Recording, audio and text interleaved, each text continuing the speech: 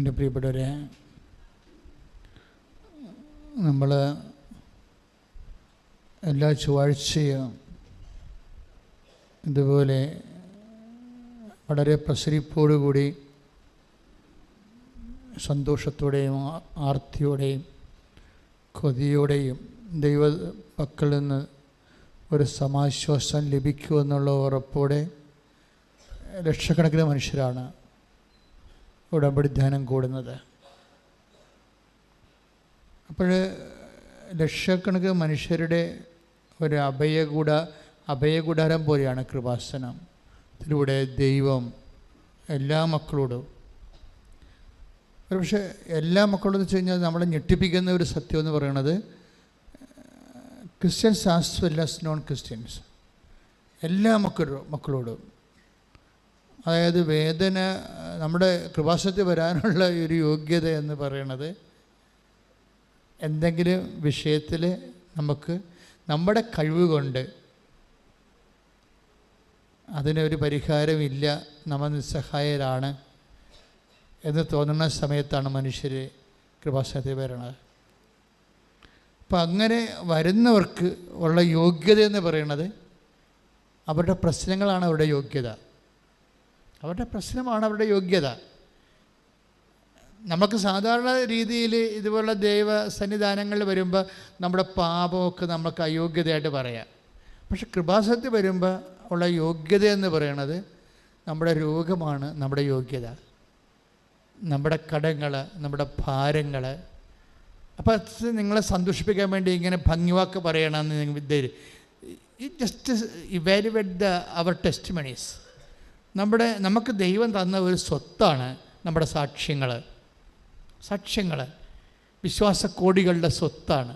എന്ന് വെച്ചാൽ ആ സാക്ഷ്യം പരിശോധിക്കുന്നവർക്കറിയാം, എൻ്റെ ജീവിതത്തിലാണ് ഇങ്ങനെ ഒരു പ്രശ്നമുണ്ടെങ്കിൽ ഈ ദൈവം എന്നെ സഹായിക്കും. ജാതിയും മതവും വിശ്വാസവും ഇതൊന്നും നോക്കാതെ നിനക്ക് ദൈവദർശനിൽ വരാൻ പറ്റുന്ന ഏറ്റവും വലിയ ഇടമായിട്ട് പരിശുദ്ധ അമ്മ കൃപാസനത്തെ വളർത്തിയതിനെ ഓർത്ത് ദൈവത്തോട് നന്ദി പറയാം. ശ്രുതികട്ടെ.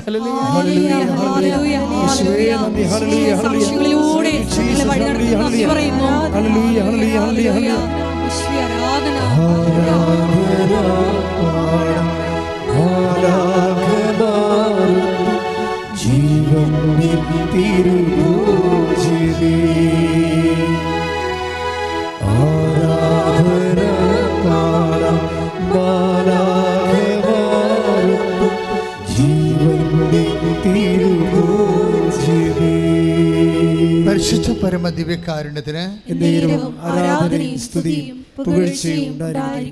നിങ്ങൾ വിഷമിക്കാൻ എടുക്കുന്നതിനേക്കാൾ കൂടുതൽ സമയം നിങ്ങൾ വിശ്വസിക്കാൻ എടുക്കണം. അതൊരു ആധ്യാത്മിക ജീവിതത്തിൻ്റെ ഒരു സ്വഭാവമാണ്. മനുഷ്യൻ കൂടുതൽ സമയം വിഷമിക്കാനാണ് എടുക്കുന്നത്. ഈ വിഷമിക്കാൻ എടുക്കുന്ന വിഷയത്തേക്കാൾ ഇരട്ടിയോ 3 ഇരട്ടിയോ സമയം നിങ്ങൾ വിശ്വസിക്കാൻ എടുക്കണം. എൻ്റെ സഹോദരനൊന്ന് പ്രാർത്ഥിച്ചേ, കർത്താവേ, ഞാൻ വിഷമിക്കാൻ വേണ്ടി ഓരോ വിഷയത്തെ ഓർത്തുകൊണ്ട് വിഷമിക്കാൻ വേണ്ടി എടുക്കുന്നതിനേക്കാൾ കൂടുതൽ സമയം അങ്ങയിൽ വിശ്വസിക്കാൻ വേണ്ടി പ്രത്യാശിക്കാൻ വേണ്ടി എന്നെ പഠിപ്പിക്കണമേ, പരിശീലിപ്പിക്കണമേ. ശ്രദ്ധിക്കട്ടെ. ഹല്ലേലൂയ, ഹല്ലേലൂയ, ഹല്ലേലൂയ, ഹല്ലേലൂയ. യേശുവേ നന്ദി. ഹല്ലേലൂയ, ഹല്ലേലൂയ, ഹല്ലേലൂയ.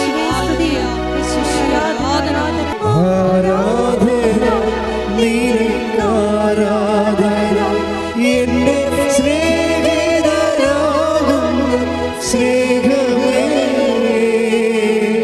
ആരാധന നിനക്ക് ആരാധന, ഓ ദിവ്യമാ സ്നേഹമേ.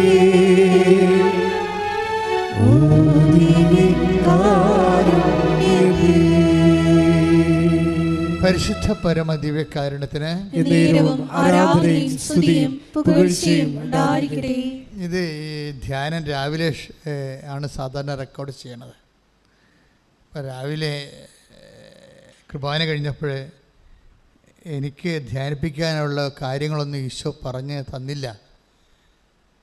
സാധാരണഗതിയിൽ ധ്യാനത്തിന് 24 മണിക്കൂർ 48 മണിക്കൂറിനുള്ളിൽ കർത്താവ് എനിക്ക് ക്ലൂ തരും, ഈ വിഷയത്തിലൂടെയാണ് നമ്മളിന്ന് സഞ്ചരിക്കാൻ പോകുന്നത് എന്നൊക്കെ പറഞ്ഞു തരും, ഒരു അടയാളമൊക്കെ തരും.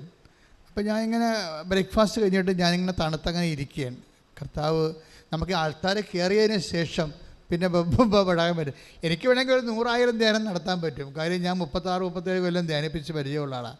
പക്ഷെ അതല്ല, അത് കാണാതെ പഠിച്ചോ അല്ലെങ്കിൽ ഏതെങ്കിലും ബൈബിൾ വാക്കിയോ അല്ലെങ്കിൽ കഥ നോക്കിയോ പറയണമല്ല ഇത് ഡയറക്റ്റ് ജീസസ് സംസാരിക്കണം. തന്നെയല്ല, നേരത്തെ സംസാരിക്കാൻ പാടില്ല. അപ്പോൾ അത് കോപ്പി ഇടിയാവും. നേരത്തെ സംസാരിച്ച സമയങ്ങളില്ലേ എന്തുമാത്രം കാര്യങ്ങൾ ഈശോ ഉടമ്പടിയെക്കുറിച്ച് സംസാരിച്ചു. ധ്യാനത്തിൻ്റെ ഒരു റെവലേഷൻ എലമെൻറ്റ് വരണവരെ ഞാൻ അസ്വസ്ഥനായിരിക്കും. ഒരു റെവലേഷൻ കണ്ടൻറ്റ് എന്നുവെച്ചാൽ വെളിപാട് കണ്ടൻറ്റ് വരുന്നവരെ നമുക്ക് ദൈവത്തിൻ്റെ കയ്യൊപ്പുണ്ടെന്ന് പറയാൻ പറ്റത്തില്ല. അല്ലെങ്കിൽ പണ്ടത്തെ ധ്യാനം തന്നെ നേരെ അതുപോലെ പഠിച്ച് വീണ്ടും പറഞ്ഞ പോലെ ഇരിക്കും. അങ്ങനെയല്ല, വെളിപാടിൻ്റെ കണ്ടൻറ്റ് വരുമ്പോൾ നമുക്കറിയാം ഈ ഒരു ശക്തി, വെളിപാടിൻ്റെ കണ്ടൻറ്റ് കൊണ്ട് ശക്തി അതങ്ങനെ ധ്യാനത്തിൻ്റെ അവസാനം വരെ ഉണ്ടാകും. അപ്പോൾ അറിവല്ല കൊടുക്കുന്നത് ആൾക്കാർക്ക്, അഭിഷേകമാണ് കൊടുക്കുന്നത്. വ്യത്യാസമുണ്ട് ഭയങ്കര. അറിവിൻ്റെ അകത്ത് വരണ ഇൻഫർമേഷനാണ് വരണത്. ഇൻഫർമേഷനെ കൊണ്ട് നമുക്ക് പ്രത്യേകിച്ച് കാര്യമില്ല. കാര്യം ഇൻഫർമേഷൻ ഇപ്പോൾ കെമിസ്ട്രി ഇൻഫർമേഷനാണ്, മാത്തമാറ്റിക്സ് ഇൻഫർമേഷനാണ്, എല്ലാ നോളജും ഇൻഫർമേഷനാണ്. വേർഡ് ഓഫ് ഗോഡ് അങ്ങനെയല്ല. വേർഡ് ഓഫ് ഗോഡ് അനോയിൻറ്റിങ്ങാണ് വരേണ്ടത്. ശക്തി വരണം, അതിൻ്റെ സൗഖ്യം വരണം, ബോധ്യം വരണം, നിലനിൽപ്പ് വരണം. ബോധ്യം കിട്ടിയാൽ നമുക്ക് നിലനിൽക്കും. ഇത് ഇന്നതിനാണെന്ന് പറഞ്ഞാൽ നമ്മൾ നിലനിൽക്കും. പിന്നെ തന്നെയല്ല, നമ്മൾ ഇപ്പം നിനക്ക് ഒരു സിസ്റ്റം ഉണ്ടെന്ന് വിചാരിക്കുക. ഡോക്ടർ പറഞ്ഞു റിസൾട്ട് വന്നിട്ടില്ലെന്ന് വിചാരിച്ചോ. റിസൾട്ട് വന്നിട്ടില്ല, അപ്പം നീ പേടിച്ചിരിക്കുകയാണ്, റിസൾട്ട് എന്താകുമോ എന്ന് ഞാൻ. പക്ഷേ കർത്താവ് എന്നാ ചെയ്തെന്ന് വെച്ച് കഴിഞ്ഞാൽ നിൻ്റെ ഭയം ഉൾപ്പെടെ വന്നിട്ടിങ്ങനെ അഭിഷേകം ചെയ്ത് കളയും. അതാണ് വചനപ്രഘോഷണത്തിൻ്റെ പ്രത്യേകത. അഭിഷേകം ചെയ്ത് കളയും. അത് നിനക്ക് നിലനിൽപ്പിൻ്റെ വരം തരികയും നിൻ്റെ മനസ്സിൻ്റെ ഉദ്വിഗ്നതയൊക്കെ അങ്ങ് കെടുത്തിയിട്ട് നിങ്ങൾ നിലനിർത്തി തരും. പക്ഷേ അതുകൊണ്ടാണ് ദൈവം എപ്പോഴും പറയും നിങ്ങൾ ഇങ്ങനെ ടൈം ടേബിൾ വെച്ച് പ്രാർത്ഥിക്കരുത്, നിരന്തരം പ്രാർത്ഥിക്കണമെന്ന് പറയും. അഭിഷേകവും നിരന്തരം പ്രാർത്ഥിക്കുന്നത് തമ്മിൽ ഭയങ്കര പല ബന്ധമുണ്ട്. ഒന്ന് പ്രാർത്ഥിക്കുകയാണ്, take the word of God, നിരന്തരം പ്രാർത്ഥിക്കേണ്ടതാണ്. ശ്രുതിക്കട്ടെ ഹല്ലേലൂയ ഹല്ലേലൂയ ഹല്ലേലൂയ ഹല്ലേലൂയ. യേശുവേ നന്ദി, യേശുവേ സ്തുതി, യേശുവേ ആരാധന ആരാധന ആരാധന ആരാധന യേശുവേ ആരാധന. ഫിലിപ്പി 4:4 മുതലുള്ള തിരുവചനങ്ങൾ. നിങ്ങൾ എപ്പോഴും നമ്മുടെ കർത്താവിൽ സന്തോഷിക്കുവിൻ. പറഞ്ഞേ, നിങ്ങൾ എപ്പോഴും നമ്മുടെ കർത്താവിൽ സന്തോഷിക്കുവിൻ. ഞാൻ വീണ്ടും പറയുന്നു, നിങ്ങൾ സന്തോഷിക്കുവിൻ. ലൈൻസിന്റെ പോക്ക് കണ്ടല്ലേ? എന്താ? നിങ്ങൾ എപ്പോഴും നമ്മുടെ കർത്താവിൽ. അപ്പോൾ the very name of Jesus, കർത്താവിൻ്റെ പേര് പോലും നമുക്കെന്താണ്? സന്തോഷത്തിൻ്റെ കാരണമാണ്. ചിലരുടെ ഓർമ്മകൾ പോലും നമുക്ക് സന്തോഷത്തിൻ്റെ കാരണമാണ്. അതുപോലെ കർത്താവിൻ്റെ പേര് പോലും നിങ്ങൾക്ക് സന്തോഷിക്കാൻ വേണ്ടി. ഒരു പക്ഷേ നിങ്ങൾ ചിലപ്പോൾ നിങ്ങളുടെ ജീവിത പങ്കാളി ഉണ്ടാവും, ഹസ്ബൻഡ് ഉണ്ടാവും, അല്ലെങ്കിൽ വൈഫ് ഉണ്ടാവും, അല്ലെങ്കിൽ മക്കളുണ്ടാവും. ഇവരിലൊക്കെ നമുക്ക് സന്തോഷമുണ്ട് തീർച്ചയായിട്ടും. പക്ഷേ നിങ്ങളൊന്ന് ചിന്തിച്ചു, നിങ്ങൾ എന്നെക്കാൾ നല്ല അനുഭവമുള്ള ആൾക്കാരല്ലേ, ചിന്തിച്ച് നോക്കിയേ. ഇറ്റ് ഈസ് ഫോർ കുറച്ച് സമയം. കുറച്ച് കഴിയുമ്പോൾ മക്കൾ ഇപ്പോൾ അവർ ഹോസ്റ്റലിലോട്ട് പഠിക്കാൻ പോയി കഴിഞ്ഞാൽ പിന്നെ അവർ നമ്മളെ മറന്നു പോകും. അവർ മറക്കും, നമ്മളും മറക്കും. മനഃപൂർവ്വമല്ല, നമ്മൾ വേറെ ഒരു കാര്യത്തിൽ ഇൻവോൾവ് ആയി കഴിയുമ്പോൾ, വേറെ ഒരു വിഷയത്തിൽ ഇൻവോൾവ് ആയി കഴിയുമ്പോൾ നമ്മൾ മറക്കും. ഇതുപോലെ അപ്പോൾ അങ്ങനെ മറക്കുന്നതനുസരിച്ചിട്ട് ഇപ്പോൾ നമുക്കറിയാം, ആ സമയത്ത് ഇപ്പോൾ കറണ്ടൊക്കെ ഉണ്ടെങ്കിലും ചില സമയത്ത് സ്വിച്ച് ഓഫാണെങ്കിൽ ആ ഇലക്ട്രോണിക്സിൻ്റെ പ്രവാഹമില്ലാത്തത് കൊണ്ട് നമുക്ക് ഇലക്ട്രിസിറ്റി ഫീൽ ചെയ്യത്തില്ല. ഇതുപോലെ സിസ്റ്റമെല്ലാം കറക്റ്റാണെങ്കിലും ചിലപ്പോൾ നമുക്ക് അപ്പനുണ്ട്, ഭർത്താവുണ്ട്, മക്കളുണ്ട്, ഭാര്യ ഉണ്ട്, പക്ഷേ we are not feeling it sometimes. അവരെ നമുക്ക് ഫീൽ ചെയ്യത്തില്ല. അതുകൊണ്ട് എപ്പോഴും. പക്ഷേ ദൈവം അങ്ങനെയല്ല. ദൈവത്തിൻ്റെ സ്വിച്ച് ഓഫും സ്വിച്ച് ഓണും ഇല്ല, ബാക്കി എല്ലാ വിഷയങ്ങൾക്കും ഉണ്ട്. എന്താ പ്രശ്നം വെച്ചാൽ നമ്മൾ ദൈവത്തിൻ്റെ കാര്യങ്ങളിൽ സീരിയസ് ആണ്, ദൈവത്തിൻ്റെ കാര്യങ്ങളിൽ നമ്മൾ അലേർട്ടാണ്. എന്ത് കാര്യം ചെയ്യുമ്പോഴും ഈശോയ്ക്ക് ഇഷ്ടപ്പെടുമോ, അല്ലെങ്കിൽ ഇങ്ങനെ ഞാൻ ചെയ്താൽ അതിന് ഈശോയ്ക്ക് ഉണ്ടാകുന്ന ഒന്നാമത്തെ ഈ കോൾഡോ നമുക്ക് ഈ രുചിഭേദങ്ങളെപ്പോലെ തന്നെയാണ്. ദൈവം ഒരു പേഴ്സൺ ആയത് കാരണം എല്ലാ വിധത്തിലുള്ള വിഷയങ്ങൾക്കും ന്യൂട്രല്ല ഒരിക്കലും. എനിക്കങ്ങനെയാണ് കർത്താവിനെ മനസ്സിലായിരിക്കും. 4 വയസ്സ് മുതൽ ദൈവത്തിനെ അറിയാം.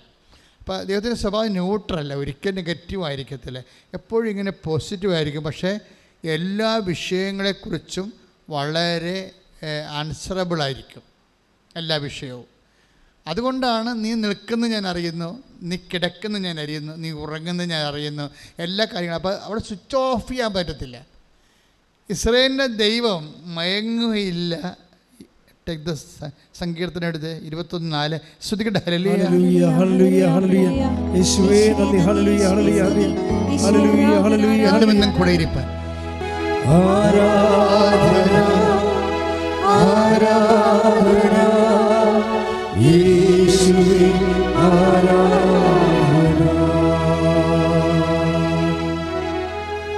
121 സങ്കീർത്തനം 4-ാം തിരുവചനം. 121:4.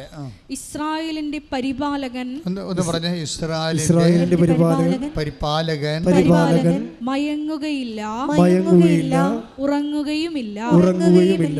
ഉറക്കവും മയക്കമൊക്കെ എല്ലാം ഒരുപോലെയാണല്ലേ. ഒരാൾ മയങ്ങിയിരിക്കണമെങ്കിൽ ആൾ ഉറങ്ങിയിരിക്കണമെങ്കിൽ ഫലത്തിൽ ഉറക്കം തന്നെയാണ്. മനസ്സിലായില്ലേ? നമ്മൾ മയങ്ങിയിരുന്നാലും ഉറങ്ങിയിരുന്നാലും ഫലത്തിൽ ഉറക്കം തന്നെയാണ്. അതുകൊണ്ട് ഇന്ത്യൻ മീമാംസകളിലൊക്കെ ദൈവത്തിന് മീനാക്ഷി എന്നൊക്കെ വിളിക്കത്തില്ലേ? എന്താ മീനിൻ്റെ അക്ഷിയുള്ള ആൾ, കണ്ണിന് എന്താ മീനിന് കൺപോളയില്ലല്ലോ, അങ്ങനെ എപ്പോഴും തുറന്നിരിക്കുക അല്ലേ, എല്ലാം തുറന്നിരിക്കുക. അതുകൊണ്ടാണ് മീനിൻ്റെ കണ്ണ് എന്നുവെച്ചാൽ കൺപോളയില്ലാത്ത ആൾ, എപ്പോഴും എല്ലാം കണ്ടുകൊണ്ടിരിക്കുന്ന ആൾ, ഉറങ്ങാത്ത ആൾ, മയങ്ങാത്ത ആൾ. അതിൻ്റെ അങ്ങനെ പറയാൻ കഴിഞ്ഞാൽ അതിന് ഇസ്രായേൽ പറഞ്ഞിരിക്കുന്നത് ഇസ്രായേലിൻ്റെ പരിപാലകനെന്നാണ് പറയണത്. അപ്പോൾ ഇസ്രായേൽ എന്ന് പറഞ്ഞാൽ ആരാണ്? വിശ്വസിക്കുന്ന ആരും ഇസ്രായേലിനാണ്. ആരാണ് വിശ്വസിക്കണത് അവൻ ഇസ്രായേലിൻ്റെ അർത്ഥം എന്താണ്? The chosen. അതാണ് ദ ചോസൺ, തിരഞ്ഞെടുക്കപ്പെട്ടയാൾ. ദൈവത്താൽ ആർക്കാണ് വിശ്വാസമുള്ളത് അവൻ തിരഞ്ഞെടുക്കപ്പെട്ടയാളാണ്, അവൻ ഇസ്രായേലായി. ആർക്കാണ് വിശ്വാസം ദൈവത്തിലുള്ളത്? His chosen, തിരഞ്ഞെടുക്കപ്പെട്ടയാളായി, ഇസ്രായേലായി. അവൻ്റെ ദൈവത്തിൻ്റെ സ്വഭാവം എന്താണ്? ഉറക്കമില്ല. എന്തിനാണ് ഉറക്കമില്ലായിരിക്കണത്? പരിപാലകനാണ്. നിന്നെ പ്രൊട്ടക്റ്റ് ചെയ്യാൻ വേണ്ടിയാണ്.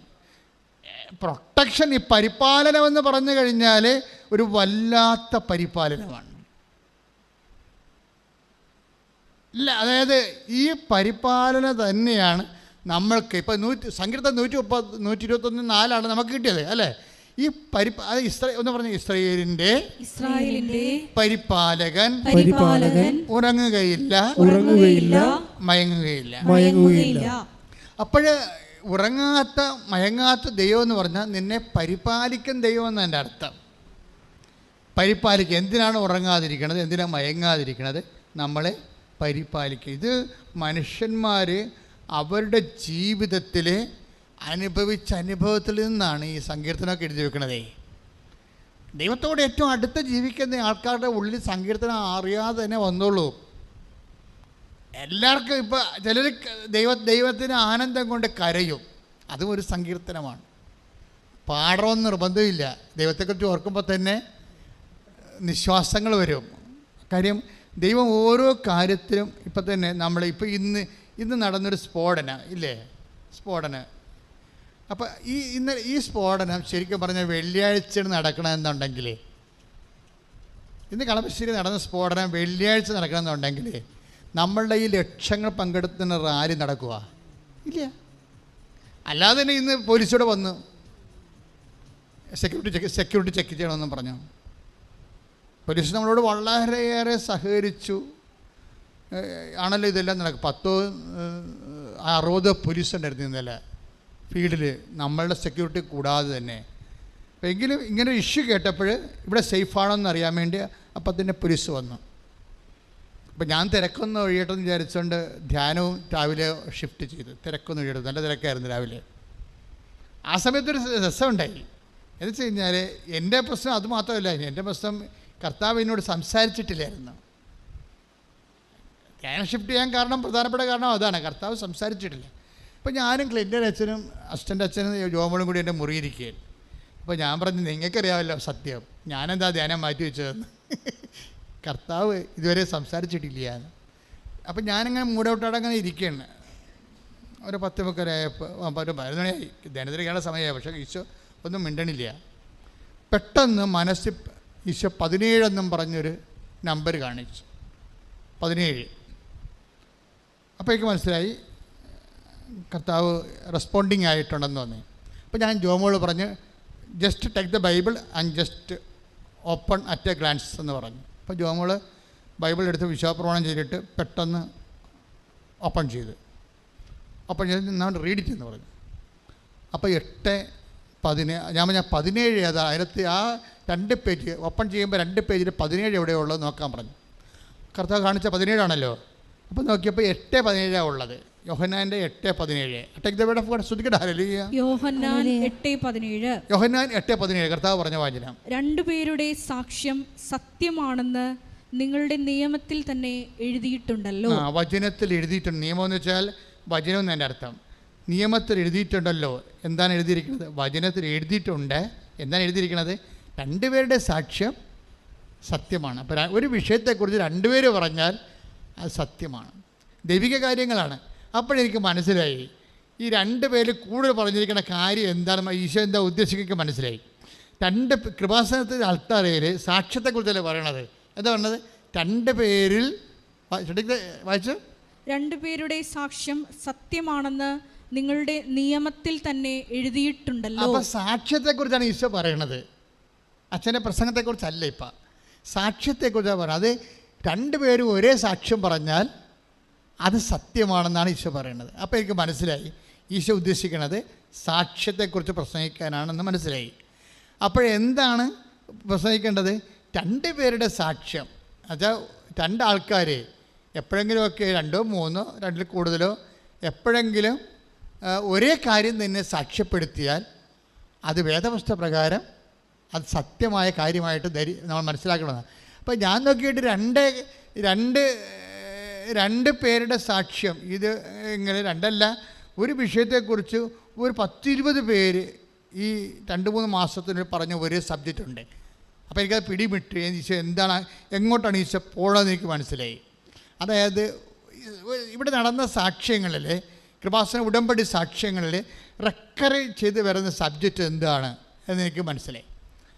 മനസ്സിലാകാൻ കാരണം ഇന്നലെ ഇവിടെയൊക്കെ വല്ലാത്തൊരു ഡിസ്കഷൻ നടന്നുകൊണ്ടിരിക്കുകയായിരുന്നു. കാര്യം ഇന്നലെ കോഴിക്കോട് പിതാവിൻ്റെ നമ്മുടെ റാലിയുടെ അവസാനം ആദ്യത്തിൽ കുർബാന അർപ്പിച്ചത് ചക്കാലക്കൽ തിരുമേനിയാണ്, വർഗീസ് ചക്കാലക്കൽ തിരുമേനി. അപ്പോൾ ഇതിൻ്റെ ഈ ഉടമ്പടിയുടെ ടച്ചിങ് ഞങ്ങളുടെ ആലപ്പുഴ പിതാവിന് കൊടുത്തതുപോലെ തന്നെ ദൈവം ചക്കാലക്കൽ പിതാവിന് അതുപോലെ തന്നെ ഉള്ള വെളിപാട് കൊടുത്തിട്ടുണ്ട് ഉടമ്പടിയെക്കുറിച്ച്. കാര്യം പുസ്തകം എഴുതിയപ്പോൾ അദ്ദേഹമാണ് അതിൻ്റെ അത് കൺകറൻസ് ചെയ്തിരിക്കുന്നത്.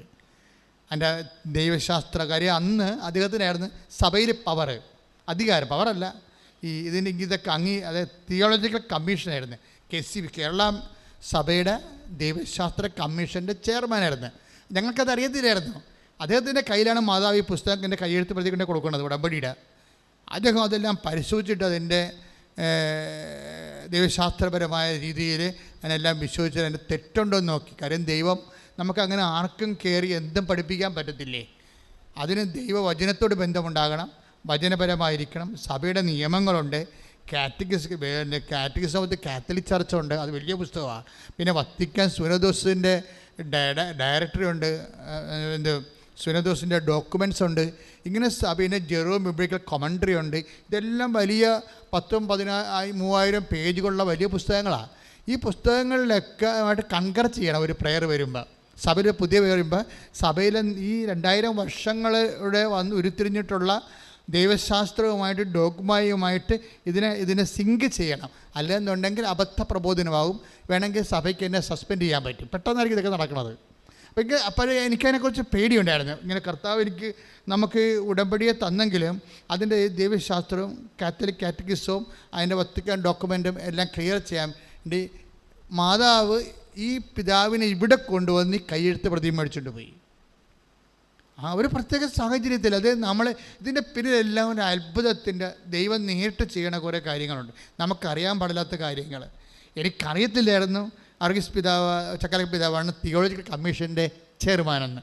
എനിക്കറിയാൻ പാടില്ല. രണ്ടാമത്തെ കാര്യം, ഇങ്ങനെയുള്ള പുസ്തകങ്ങളെ തിയോളജിക്കൽ കമ്മീഷനാണ് അവസാനമായിട്ട് പരിശോധിക്കേണ്ടതെന്നും എനിക്കറിയത്തില്ലായിരുന്നു. പക്ഷെ മാതാവിനെല്ലാം അറിയാം. അതാണ് നമ്മുടെ സംഭവം. എനിക്ക് രണ്ട് കാര്യം അറിയാൻ പാടില്ലായിരുന്നു. ഒരു കാര്യം എനിക്കറിയാൻ പാടില്ലാതിരുന്നത്, തിയോളജിക്കൽ കമ്മീഷനാണ് ഇത് അടിസ്ഥാനപരമായിട്ട് മലയാളത്തിൽ ഇറങ്ങുന്ന കേരള സഭയിലുണ്ടാകുന്ന വിഷയങ്ങളെ പരിശോധിക്കേണ്ട ആളെന്ന് എനിക്കറിയത്തില്ലായിരുന്നു. രണ്ടാമത്തെ എനിക്കറിയാൻ പാടില്ലത്, ചക്കാലക്ക പിതാവാണ് ഇത് പരിശോധിക്കേണ്ട ആളെന്നും എനിക്കറിയത്തില്ല. ഞാൻ സത്യമായിട്ട് അറിയത്തില്ല. ആൾക്കാരെന്ന് ഞാൻ പറഞ്ഞ കാര്യമല്ലേ. പക്ഷേ ഇത് രണ്ടും മാതാവിനറിയാം. നിങ്ങൾ ചിന്തിക്കേണ്ട ഒരു കാര്യം ഇതുണ്ട്. നിങ്ങളുടെ ജീവിതം ഇതുപോലെ തന്നെ സംഭവം. നിങ്ങളുടെ വീട്, നിങ്ങളുടെ വിവാഹം, നിങ്ങളുടെ മക്കൾ, നിങ്ങളുടെ ജോലി, നിങ്ങളുടെ കടങ്ങൾ, ഇതെങ്ങനെ പരിഹരിക്കണമെന്ന് നിങ്ങൾക്കറിയത്തില്ല. ക്ലിയർ അല്ലേ? പക്ഷേ നിന്റെ ദൈവത്തിന് അറിയാം. കൈയടിച്ച് കർത്താൻ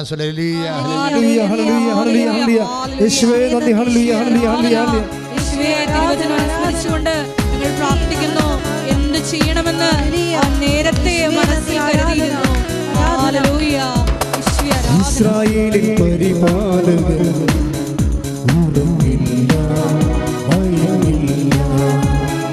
ഇസ്രായേലിൻ പരിപാലകൻ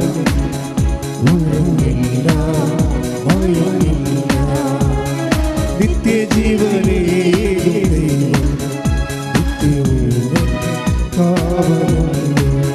കാലിടരാതെ അവനെ നയിക്കും, കൺമണി പോലവനെ കാക്കും. കാലിടരാതെ അവനെ നയിക്കും, കൺമണി പോൽ അവനെ കാക്കും. ആ ദൈവം ജീവിക്കുന്നു ഇന്നലെയും ഇന്നുമെന്നും. ആ ദൈവം ജീവിക്കുന്നു ഇന്നലെയും ഇന്നുമെന്നും. പരിശുദ്ധ പരമദിവ്യകാരുണ്യത്തിന് ആരാധനയും സ്തുതിയും പുകഴ്ചയും. ഇപ്പോഴും മക്കൾക്കൊരു കാര്യം മനസ്സിലായില്ലേ? ഇതിനാണ് പരിപാലനമെന്ന് പറയുന്നത്. നമ്മുടെ സബ്ജക്റ്റ് എന്താണ്? ഇസ്രായേലിൻ്റെ പരിപാലകൻ മയങ്ങുകയില്ല, ഉറങ്ങുകയില്ല. ഇവിടുത്തെ പരിപാലനം എന്താണ്? എനിക്ക് ഇതിനെക്കുറിച്ച് അറിയത്തില്ല. എന്തറിയാൻ പാടില്ല? ചക്കാലക്കൽ പിതാവാണ് KCBC ചെയർമാൻ എന്നറിയാൻ പാടില്ല. ഞാനിങ്ങനെ സഭയുടെ ഔദ്യോഗികമായ വലിയ കാര്യങ്ങളൊന്നും തിരക്കാറില്ല. ഞാൻ നിങ്ങളുടെ പ്രശ്നമായിട്ടാണ് എല്ലാ ജീവിതത്തിൽ എൻ്റെ പ്രാർത്ഥനയും പിന്നെ ശുശ്രൂഷ. നമ്മുടെ ശുശ്രൂഷയായിട്ടാണ് കൂടുതൽ അഡ്മിനിസ്ട്രേഷൻ ലെവലിൽ ഞാൻ അങ്ങനെ അധികം ശ്രദ്ധിക്കാറില്ല. അഡ്മിനിസ്ട്രേഷൻ്റെ കഴിവും ദൈവത്തിൻ്റെ കൃപയും അതിനുള്ള അധികാരം കൊടുത്തവർ അത് ഭംഗിയായിട്ട് ജീവിക്കും. ഞാൻ അനുസരണയോടെ അവർക്ക് വഴിപ്പെട്ട് എൻ്റെ കർത്താവിന് ശുശ്രൂഷ ചെയ്യും. നമുക്ക് അത്രയും പ്രശ്നങ്ങളുള്ളത്. അപ്പോൾ അതുകൊണ്ട് എനിക്കറിയാം ഞാൻ ശ്രദ്ധിക്കാൻ എനിക്കറിയാൻ പറ്റാഞ്ഞത്. രണ്ടാമത്തെ കാര്യം എന്താണ് സംഭവം? ഈ കമ്മീഷനാണ് ഈ വിഷയം അടിസ്ഥാനപരമായിട്ട് ആത്യന്തികമായിട്ട് കേരളത്തിൽ ചർച്ച ചെയ്യേണ്ടതെന്ന് അറിയത്തില്ല. ഞാൻ എന്താ ഇപ്പോൾ പറയാൻ ഉദ്ദേശിക്കുന്നത്? ഞാൻ നേരത്തെ പറഞ്ഞു ഉറപ്പിച്ചതിനെ ഇപ്പോൾ പറയാൻ ഉദ്ദേശിക്കുന്നത് എന്താണ്? നിങ്ങളുടെ ജീവിതം, നിങ്ങളുടെ വീട്, നിങ്ങളുടെ ജീവിതം, നിങ്ങളുടെ സാമ്പത്തിക അവസ്ഥ, നിങ്ങളുടെ കടങ്ങൾ, നിങ്ങളുടെ ജോലി, നിങ്ങളുടെ കുടുംബത്തിൻ്റെ സമാധാനം, നിങ്ങളെവിടെ ജീവിക്കും, ഇതൊന്നും നിങ്ങൾക്കറിയത്തില്ല. കുറച്ച് കാര്യങ്ങളറിയാം. ചില കാര്യത്തെക്കുറിച്ച് നിങ്ങൾക്ക് ബിഗ് സീറോയാണ്, ഒന്നും അറിയത്തില്ല. പക്ഷേ എന്താ നമ്മുടെ ഉറപ്പ്? നിൻ്റെ ദൈവത്തിന് നിന്നെക്കുറിച്ച് എല്ലാം അറിയാം. നീ എവിടെയാണ് താമസിക്കേണ്ടത്, എങ്ങനെയാണ് നിൻ്റെ കടം പരിഹരിക്കേണ്ടത്, എങ്ങനെയാണ് നിൻ്റെ രോഗം സുഖപ്പെടേണ്ടത്, എവിടെയാണ് നീ പഠിക്കേണ്ടത്, എല്ലാം നീ ഇപ്പം അനുഭവിക്കുന്ന പ്രശ്നങ്ങൾക്ക് എന്താണ് പ്രതിവിധി എന്ന് നിൻ്റെ ദൈവത്തിനറിയാം. കൈയടിച്ച് കർത്താൻ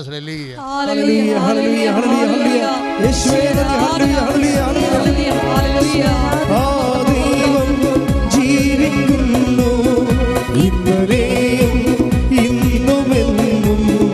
ആ ദൈവം ജീവിക്കുന്നു ഇന്നലെയും ഇന്നുമെന്നും.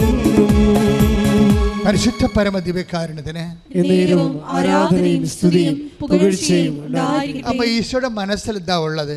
രണ്ടുപേര് കൂടി പറയുന്ന സാക്ഷ്യങ്ങൾ, രണ്ടുപേരും ഒരേ കാര്യത്തെക്കുറിച്ച് സാക്ഷ്യം പറഞ്ഞാൽ അത് സത്യമാണ്. ഇപ്പോൾ രണ്ടുപേര് കൂടി പറഞ്ഞ സാക്ഷ്യങ്ങളിൽ ഈ ദിവസങ്ങളിൽ ചർച്ചയ്ക്ക് വന്നത് എന്താണ്? അപ്പോൾ വർഗീസ് പിതാവ് ഇന്നലെ കുർബാന അർപ്പിച്ചപ്പോൾ അവസാനം പറഞ്ഞൊരു വാക്കുണ്ട്. എന്താണ്? അദ്ദേഹം ടൈക്കനപ്പായിപ്പോയി, അഭിഷേകത്തിൽ നിറഞ്ഞ് അദ്ദേഹം പറഞ്ഞ്, ഇതിനൊരു വൈബ് ജപമാലയുടെ ഒരു വൈബ്രേഷൻ ഉണ്ടേ. എല്ലാ ജനങ്ങളും ലക്ഷക്കണക്കിന് ജനങ്ങളിങ്ങനെ പ്രാർത്ഥിച്ച് അന്തരീക്ഷം മുഴുവൻ ദൈവ ചൈതന്യം നിറഞ്ഞു നിന്നപ്പോൾ അദ്ദേഹത്തിന് ഉണ്ടായിരുന്ന ഒരു ഉൾവിളിയുണ്ട്. എന്താണ്? അടുത്ത കൊല്ലം ഞാനും ഈ റാലിയുടെ കൂടെ നിങ്ങളുടെ കൂടെ നടന്നു വരുമെന്ന്. അതൊരു അഭിഷേകമാണ്. അതുകൊണ്ടല്ലേ പിന്നീട് ഒരു കാര്യം എന്താ അദ്ദേഹം അത് പറയാൻ കാരണം എന്ന് വെച്ചാൽ അദ്ദേഹം പറഞ്ഞ അവസാനം പറഞ്ഞിട്ടില്ലേ, ഞാൻ അൾത്താരെ കയറിയപ്പോൾ ഞാൻ കൃപാസന മാതാവ് എന്നോട് സംസാരിച്ചു. അതാണത്. അപ്പോൾ അത് കേട്ടപ്പോൾ എനിക്ക് രോമാഞ്ചായിപ്പോയി. ഇക്കാര്യം എനിക്കിത് അറിയാവില്ല, അമ്മയ്ക്ക് ഈ പരിപാടി ഉള്ളതാണെന്നറിയാം. എത്രയോ മനുഷ്യരോട് അമ്മ സംസാരിക്കുന്നത്. അതായത് ഞാൻ അൾത്താരെ കയറിയപ്പോൾ, ആദ്യമായി അൾത്താരെ കയറിയപ്പോൾ കൃപാസന അമ്മ എന്നോട് സംസാരിച്ചു. എന്താ സംസാരിച്ചത്? ഞാൻ നിന്നെ കാത്തിരിക്കുകയായിരുന്നു, ഞാൻ നിന്നെ കാത്തിരിക്കുകയായിരുന്നു. അപ്പോൾ എത്രയോ കാലമായിട്ട് ഇയാൾ ഇവിടെ വരാൻ വേണ്ടി അമ്മ കാത്തിരുന്നു എന്നുള്ളതാണ്. അതിനെ കാത്തിരിക്കാൻ കാരണമുണ്ടായത് ഞാൻ എൻ്റെ പിതാവിനാണ് ഇങ്ങനെയുള്ള കാര്യങ്ങൾക്കെല്ലാം വിളിക്കുന്നത്, രൂപതാധ്യക്ഷനെ വിളിക്കാത്ത. പിതാവ് പറഞ്ഞ് ആ ദിവസങ്ങളിൽ ഞാൻ കോഹിമയിലാണെന്ന് പറഞ്ഞായിരുന്നു. ഒക്ടോബർ 28 ഞാൻ കോഹിമയിലാണെന്ന് പറഞ്ഞു. അപ്പോൾ ഞാൻ പിതാവ് അങ്ങനെയാണെങ്കിൽ ഞാൻ ചക്കാലക്ക പിതാവിനെ വിളിച്ചോട്ടെ എന്ന് ചോദിച്ചു. അപ്പോൾ അതിനോട്ടെ. അപ്പോൾ ഞങ്ങളുടെ പിതാവ് എല്ലാം ഇങ്ങനെ പെട്ടെന്ന് സന്തോഷത്തോടെ അംഗീകരിച്ച് പ്രോത്സാഹിപ്പിക്കുന്ന ആളാണ്. അപ്പോൾ ഞാൻ 3 പിതാക്കന്മാരെ വിളിച്ചു. അപ്പോൾ എന്താ സംഭവിച്ചു കഴിഞ്ഞാൽ, പക്ഷേ പിതാവിൻ്റെ ആ സമയത്ത് ചക്കാല പിതാവ് കുർബാന എടുത്ത് കഴിഞ്ഞ് സമ്മതിച്ചതിന് ശേഷം ഞങ്ങളുടെ പിതാവിൻ്റെ പ്രോഗ്രാം കട്ടായി, കോഹിമയിലെ പ്രോഗ്രാം കട്ടായി. അപ്പോൾ പിതാവ് ഫ്രീ ആയി.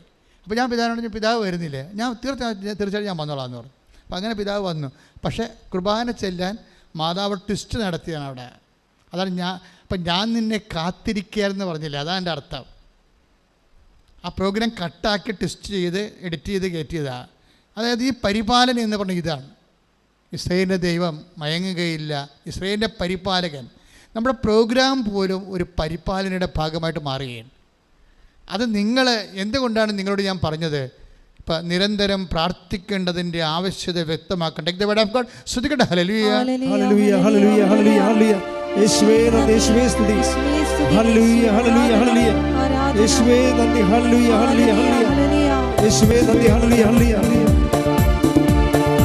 ഇസ്രായേലിൻ പരിപാലകൻ, ഉറങ്ങില്ല, ഭയമില്ല, നിത്യജീവനേകും ദൈവം, നിത്യഭൂമൻ കാവലല്ലോ.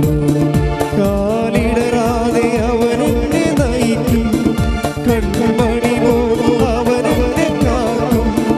കാലിടറാതെ അവനെന്നെ നയിക്കും, കൺമണി പോലും അവനെന്നെ കാക്കും. ആ ദൈവം ജീവിക്കുന്നു, ഇന്നലെയും ഇന്നുമെന്നും. ആ ദൈവം ജീവിക്കുന്നു, ഇന്നലെയും ഇന്നുമെന്നും. ലൂക്ക 18:1. ലൂക്ക 18:1. ഭഗ്നാശരാകാതെ എപ്പോഴും പ്രാർത്ഥിക്കണം എന്ന് കാണിക്കാൻ യേശു അവരോട് ഒരു ഉപമ പറഞ്ഞു. അപ്പം ദൈവത്തിൻ്റെ മനസ്സിലിരിപ്പ് എന്താണ്? ഭഗ്നാശരാകാതെ എന്ന് വെച്ച് കഴിഞ്ഞാൽ നമ്മൾ ടെൻഷൻ അടിക്കാതെ, തകർന്നു പോകാതെ, ശിഥിലമാകാതെ, മനസ്സ് ശിഥിലമാകാതെ, പിന്നെ എന്ത് ചെയ്യണം? എപ്പോഴും പ്രാർത്ഥിക്കണം. എപ്പോഴും പ്രാർത്ഥിക്കുന്ന അതായത് നിങ്ങൾക്ക് നിങ്ങളുടെ പ്രാർത്ഥന ടൈം കൂടുന്നത്. ചിലർക്ക് പ്രാർത്ഥന എന്ന് പറയുമ്പോൾ അപ്പം തന്നെ ജപമാല എടുത്ത് അല്ലെങ്കിൽ തിരിയൊക്കെ കത്തിച്ച് കൈയും കാര്യം കഴുകി, അതല്ല. അത് നമ്മുടെ കറക്റ്റ് സിസ്റ്റമാറ്റിക് ആയിട്ടുള്ള നമ്മുടെ കോൺസ്റ്റിറ്റ്യൂട്ടഡ് പ്രെയറാണ്. അതല്ല. പ്രെയർ എന്ന് പറയുന്നത് ദൈവത്തെക്കുറിച്ചുള്ള ഓർമ്മയും ദൈവത്തോടുള്ള സ്നേഹവാത്സല്യങ്ങൾ തോന്നലും ഇതെല്ലാം കൂടുന്ന ഒരു ഇൻറ്റിമസി ഉണ്ട്. അതിനാണ് പ്രെയർ എന്ന് പറയുന്നത്. നമ്മൾ ചെയ്യുന്ന പ്രാർത്ഥന ചൊല്ലലല്ലേ, അത് അതിൻ്റെ കോൺസ്റ്റിറ്റ്യൂട്ടഡ് പ്രെയറാണ്. ഒരു മനുഷ്യൻ്റെ ജീവിതത്തിൽ യാമപ്രാർത്ഥനകളുണ്ടാവും. സന്ധ്യയ്ക്കുണ്ടാവും പ്രാർത്ഥിക്കും, വെളുപ്പിന് എഴുന്നേറ്റ് പ്രാർത്ഥിക്കും. നേരത്തേക്ക് ഞാൻ 2 മണിക്ക് പ്രാർത്ഥിക്കുമായിരുന്നു. ഇപ്പോൾ എനിക്ക് കുറച്ച് അസുഖമൊക്കെ ആയത് കാരണം 2 മണിക്കുള്ള കാര്യം കിടക്കുമ്പോൾ തന്നെ ചിലപ്പോൾ 10:30, 11 മണി, ചിലപ്പോൾ 2 മണിയൊക്കെ നേരത്തെയൊക്കെ താമസിച്ചു. അപ്പം അങ്ങനെ വരുമ്പോൾ പ്രഷറൊക്കെ ഈ ഉറക്കം നിൽക്കണ അത്ര നല്ല കാര്യമൊന്നുമല്ലേ. ചിലതൊക്കെ പ്രഷറൊക്കെ ഫോം ചെയ്ത് വരും. പിന്നെ കിഡ്നിയുടെയൊക്കെ പ്രോബ്ലം വരും. ഉറക്കം നിന്നാൽ അതിനെ കാര്യം എനിക്ക് വേറെ സഭയില്ലല്ലോ. പകലെല്ലാം ജനങ്ങളുമായിട്ട് കൺഫ്യൂഷനും ധ്യാനവും പിന്നെ എഴുതണതെല്ലാം 10-20 പുസ്തകം എഴുതി, അതെല്ലാം രാത്രിയിൽ എഴുതണം. അപ്പം അതിന് ഉറക്കം വരും, പ്രഷറായി. അതായത് നമ്മൾ ചെയ്യുന്നതിന് എനിക്കെൻ്റെ മനസ്സിൽ എപ്പോഴും ഉണ്ടായിരുന്നൊരു കർത്താവ് എനിക്ക് തന്നിരിക്കുന്നത് ടൈം കുറവാണെന്ന് എപ്പോഴും എന്നോട് പറയുമായിരുന്നു. ടൈം കുറവാണ്. അപ്പോൾ ഞാനെന്ത് ചെയ്യും? അപ്പോൾ ലിമിറ്റഡ് തന്നിരിക്കുന്ന ടൈമിന് മാക്സിമം വർക്ക് ചെയ്യും. തന്നിരിക്കുന്ന ടൈമിന് യാതൊരു കോംപ്രമൈസും ഇല്ലാതെ വർക്ക് ചെയ്യും. അപ്പോൾ അങ്ങനെ വരുമ്പോൾ അതിൻ്റെ ഇടയിൽ കുറച്ച് മനുഷ്യനല്ലേ, ശാരീരിക പ്രശ്നങ്ങളൊക്കെ ഉണ്ട്. ഞാൻ ആ വിഷയം പറയാനല്ല ഉദ്ദേശിക്കുന്നത്. ഞാൻ പറയാൻ ഉദ്ദേശിക്കുന്നത് നമ്മളുടെ ജീവിതത്തിൽ ദൈവം ഉദ്ദേശിക്കുന്നത് ഭഗ്നാശരാകാതെ നിരന്തരം പ്രാർത്ഥിക്കണമെന്നാണ്. അപ്പം നിരന്തരം പ്രാർത്ഥിക്കുമ്പോൾ നിങ്ങൾ ഓർക്കും ഇതെല്ലാം യാചനാ പ്രാർത്ഥനയാണോ? മകളെ കെട്ടപ്രായമായ മകളുണ്ടെങ്കിൽ മകളെ കെട്ടിക്കണേ. അങ്ങനെയല്ല മക്കളെ. നല്ല ദൈവബന്ധമുള്ളവരൊന്നും പറയത്തില്ല ദൈവത്തോട് കാര്യങ്ങൾ. എന്താ വെച്ച് കഴിഞ്ഞാൽ ദൈവമായിട്ട് നല്ല ബന്ധമായിരിക്കും, ദൈവത്തിന് വേണ്ടി ജീവിക്കും, ദൈവത്തിന് വേണ്ടി. ഇപ്പം ഞാൻ തന്നെ ഉടമ്പടി എഴുതിക്കൊണ്ടിരുന്ന സമയത്ത് പരിശുദ്ധാത്മ നൽകുകയാണ്. എല്ലാവരെ കൊണ്ടും ഭക്ഷണം കൊടുപ്പിക്കണം, എല്ലാവരെ കൊണ്ടും രോഗികളെ പോയി കാണാൻ പറയണം, വലിയ തറവാട്ടിലുള്ള വലിയപ്പന്മാരെ നോക്കാതെ ഇരിക്കുന്നവരെയും കുളിക്കാതെ ഇരിക്കുന്നവരെയും കുളിക്കാൻ പറയണം.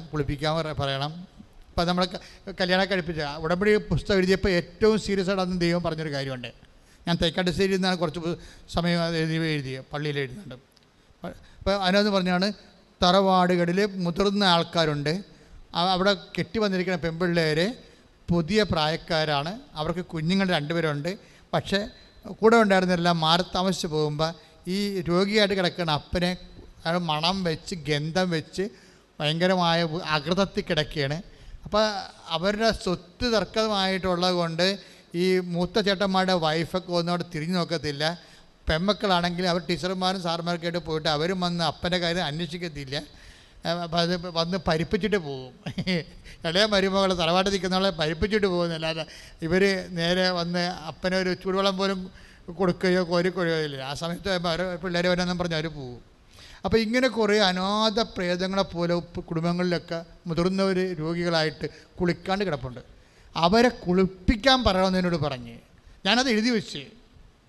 രോഗികളെ നമ്മുടെ ഉടമ്പടിയിലെ പ്രധാനപ്പെട്ട സംഭവമാണ്. ഞാൻ ആദ്യകാലങ്ങളൊക്കെ അത് പറയുമായിരുന്നു. എനിക്ക് റെപ്പറ്റീഷൻ ചെയ്ത് പറയണത് ഇഷ്ടമില്ലാത്തത് കൊണ്ടാണ് പിന്നെ ഞാനത് സ്റ്റോപ്പ് ചെയ്തത്. പക്ഷേ ഉടമ്പടി എന്ന് പറയുമ്പോൾ ഇതെല്ലാം പ്രാർത്ഥനയുടെ ഭാഗമാണ്. മനസ്സിലായില്ലേ? പത്രം കൊടുക്കാൻ പോണതും അതിലൂടെ വിശ്വാസം കൈമാറുന്നതും അതുപോലെ തന്നെ എല്ലാം രോഗികളെ കാണാൻ പോകുന്നതും. ഇപ്പം നമ്മളിവിടെ ഒരു കൃപാസനം മിഷൻ തുടങ്ങിയില്ലേ അപ്പുറത്ത്, കഴിഞ്ഞ വ്യാഴാഴ്ച വെഞ്ചരിച്ചു. അതായത് എന്താ സംഭവിച്ചത്? നിങ്ങൾ കൊണ്ടുവന്ന പുതിയ തുണികളെല്ലാം ഉടുപ്പുകളെല്ലാം വെച്ചിരിക്കുകയാണ്. എന്നിട്ട് നിങ്ങളുടെ കൂടെ തന്നെ ഉടമ്പടി എടുക്കാൻ വരുന്ന കൂട്ടത്തിൽ പാവപ്പെട്ടവരുണ്ടെങ്കിൽ അവർക്ക് കൊണ്ട് കാര്യങ്ങൾ പറഞ്ഞു കഴിഞ്ഞാൽ ഉടനെ അവർക്ക് നിങ്ങൾ കൊണ്ടുവന്ന പാസ് ചെയ്ത് കൊടുക്കും ഉടുപ്പ്. അല്ല നിങ്ങൾ ആരെങ്കിലും കണ്ടുവച്ചിട്ടുണ്ടെന്ന് അവർക്ക് കൊടുത്താൽ കൊള്ളാമെന്ന് നിങ്ങൾക്ക് തോന്നുന്നുണ്ടെങ്കിൽ നിങ്ങൾ ഉടമ്പടി പത്രം മേടിച്ചിട്ട് അത് സൈൻ ചെയ്ത് വെച്ച് ഉടുപ്പെടുത്ത് തരും. വെച്ച് കഴിഞ്ഞാൽ ഞാൻ നഗ്നനായിരുന്നു, നിങ്ങളെന്നെ ഉടുപ്പിച്ചു. അതാണ് സംഭവം. അതിങ്ങനെ ഗ്രാൻഡ് സ്കെയിലിൽ ഇപ്പോൾ നമുക്ക് 2000-ഓളം പീസ് ഇരിപ്പുണ്ട്. അപ്പോൾ അതിപ്പോൾ ഈ ഒക്ടോബർ മാസം അമ്മയുടെ റാലി കഴിയുമ്പോൾ ആൾക്കാർക്ക് കൊടുക്കുക. അതിനുവേണ്ടി പ്രത്യേക സ്ഥാപനം ഉണ്ടാക്കിയിരിക്കുകയാണ്, സോഷ്യോ എന്നും പറഞ്ഞ് അവിടെ നമ്മുടെ പാർക്കിംഗ് സെൻറ്ററിലെ. അപ്പോൾ എന്ത് സംഭവിച്ചു കഴിഞ്ഞാൽ ഇതെല്ലാം നമ്മുടെ പ്രാർത്ഥനയുടെ ഭാഗമാണ്. മനസ്സിലായില്ലേ? ഈ പ്രേക്ഷിത പ്രവർത്തനം എന്ന് പറയുന്നതും സാമൂഹ്യ പ്രവർത്തനം പറയുന്നതും വ്യത്യാസമുണ്ട്. പ്രേക്ഷിത പ്രവർത്തനം ദൈവത്തോട് പ്രാർത്ഥിച്ച് ഒരു പ്രാർത്ഥന പോലെയാണ് നമ്മൾ ചെയ്യണത്. സാമൂഹ്യ പ്രവർത്തനത്തിൽ പ്രാർത്ഥന കണ്ടനല്ല. നമുക്ക് കഴിവുണ്ട്, സന്മനസ്സുണ്ടെങ്കിൽ നമുക്ക് ചെയ്യാൻ പറ്റും. അവിടെ ദൈവം കക്ഷിയല്ല. ആണെങ്കിൽ ആകണമെന്ന് നിർബന്ധമില്ല. പക്ഷേ ഈശോ ഒരു വാക്ക് പറഞ്ഞിട്ടുണ്ട്. എന്താണ്? എന്ത് ചെയ്താലും എൻ്റെ നാമത്തിൽ ചെയ്യണമെന്നാണ്, അല്ലെങ്കിൽ റീഫണ്ടബിൾ അല്ലെന്നോ. മനസ്സിലായില്ലേ? എൻ്റെ നാമത്തിൽ take the word of God. ഒരു ഗ്ലാസ് പച്ചവെള്ളമാണ് എൻ്റെ നാമത്തിൽ നൽകുന്നതെങ്കിൽ ശ്രദ്ധിക്കട്ടെ. ഹല്ലേലൂയ, ഹല്ലേലൂയ, ഹല്ലേലൂയ. യേശുവേ നന്ദി, യേശുവേ സ്തുതി. ഹല്ലേലൂയ, ഹല്ലേലൂയ, ഹല്ലേലൂയ, ഹല്ലേലൂയ. യേശുവേ ആരാധന, ആരാധന, ആരാധന, ആരാധന. ഹല്ലേലൂയ, ഹല്ലേലൂയ. യേശുവേ സ്തുതി. ആരാധന,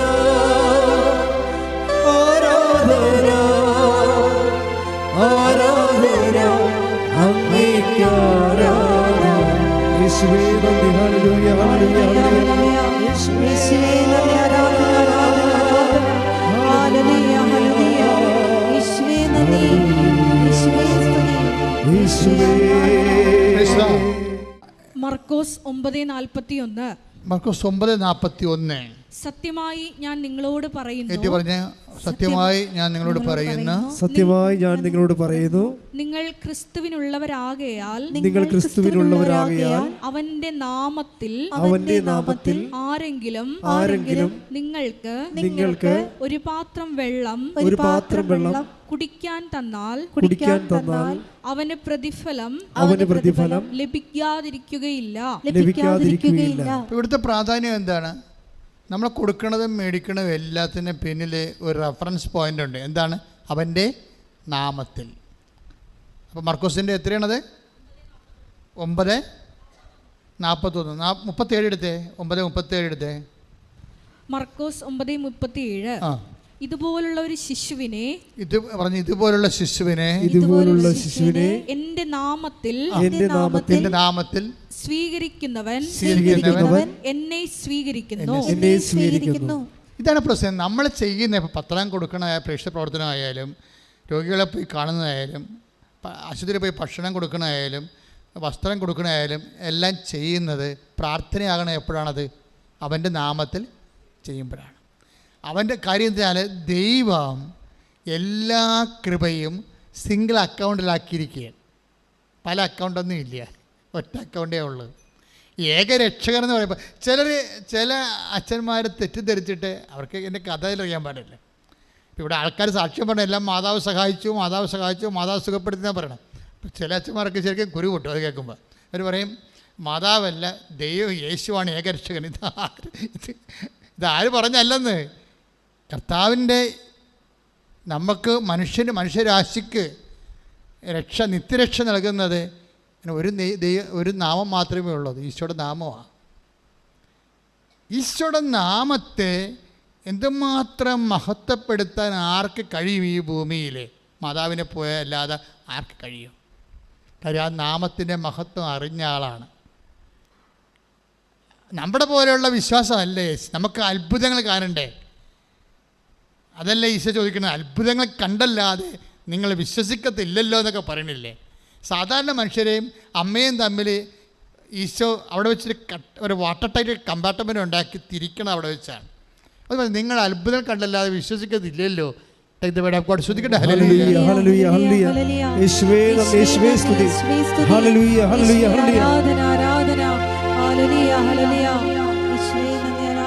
ആകാശത്തിൻ കീഴിൽ വേറൊരു നാമമില്ലല്ലോ, യേശുനാമമല്ലാതെ, യേശുനാമമല്ലാതെ.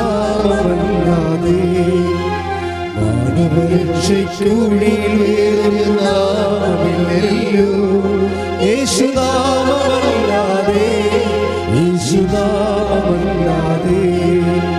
മറ്റൊരുവനിലും രക്ഷയില്ല യേശുവിനല്ലാതെ, ഏകരക്ഷകനവനല്ലോ. യേശുവിനുള്ളൊരു വിശ്വാസത്തെ രക്ഷവരിച്ചിടാം, നിത്യരക്ഷവരിച്ചിടാം. മാനവരക്ഷയ്ക്കുള്ളിൽ വേറെ നാമമില്ലല്ലോ, യേശുനാമമല്ലാതെ, യേശുനാമമല്ലാതെ. യോഹന്നാൻ 6:26. യോഹന്നാൻ 6:26. യേശു പ്രതിവചിച്ചു, സത്യം സത്യമായി ഞാൻ നിങ്ങളോട് പറയുന്നു, അടയാളങ്ങൾ കണ്ടതുകൊണ്ടല്ല, അപ്പം ഭക്ഷിച്ച് തൃപ്തരായതുകൊണ്ടാണ് നിങ്ങൾ എന്നെ അന്വേഷിക്കുന്നത്. അപ്പൊ ഈശോനെ അന്വേഷിക്കണമെങ്കിൽ സാധാരണ മനുഷ്യർക്ക് എന്തെങ്കിലും ആനുകൂല്യം കിട്ടിയിരിക്കണം, അല്ലെങ്കിൽ അവരെ അന്വേഷണമൊക്കെ നിർത്തും. അതാണ് വിഷയം, സാധാരണ മനുഷ്യർ. പക്ഷെ അമ്മ അങ്ങനെയല്ല. അപ്പം വർദ്ധിപ്പിച്ചില്ലെങ്കിലും വെള്ളം വീഞ്ഞാക്കിയില്ലെങ്കിലും യേശുവിനെ അമ്മ അന്വേഷിക്കും. എങ്ങനെ അന്വേഷിക്കും? യേശു കൈമോശം വന്നെന്ന് തോന്നിക്കഴിഞ്ഞാൽ. അതാണ് യേശുവിനെ കണ്ടുമുട്ടുമ്പോൾ അമ്മ പറഞ്ഞ വാക്കില്ലേ, എൻ്റെ മകനെ, ഞാനും നിൻ്റെ പിതാവും കൂടി എന്തൊരു ഉത്കണ്ഠയോടെ നിന്നെ അന്വേഷിക്കുകയായിരുന്നു.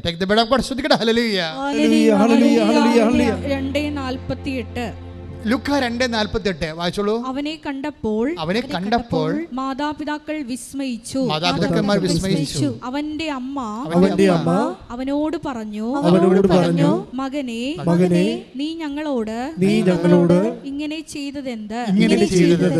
നിന്റെ പിതാവും ഞാനും ഉത്കണ്ഠയോടെ നിന്നെ അന്വേഷിക്കുകയായിരുന്നു.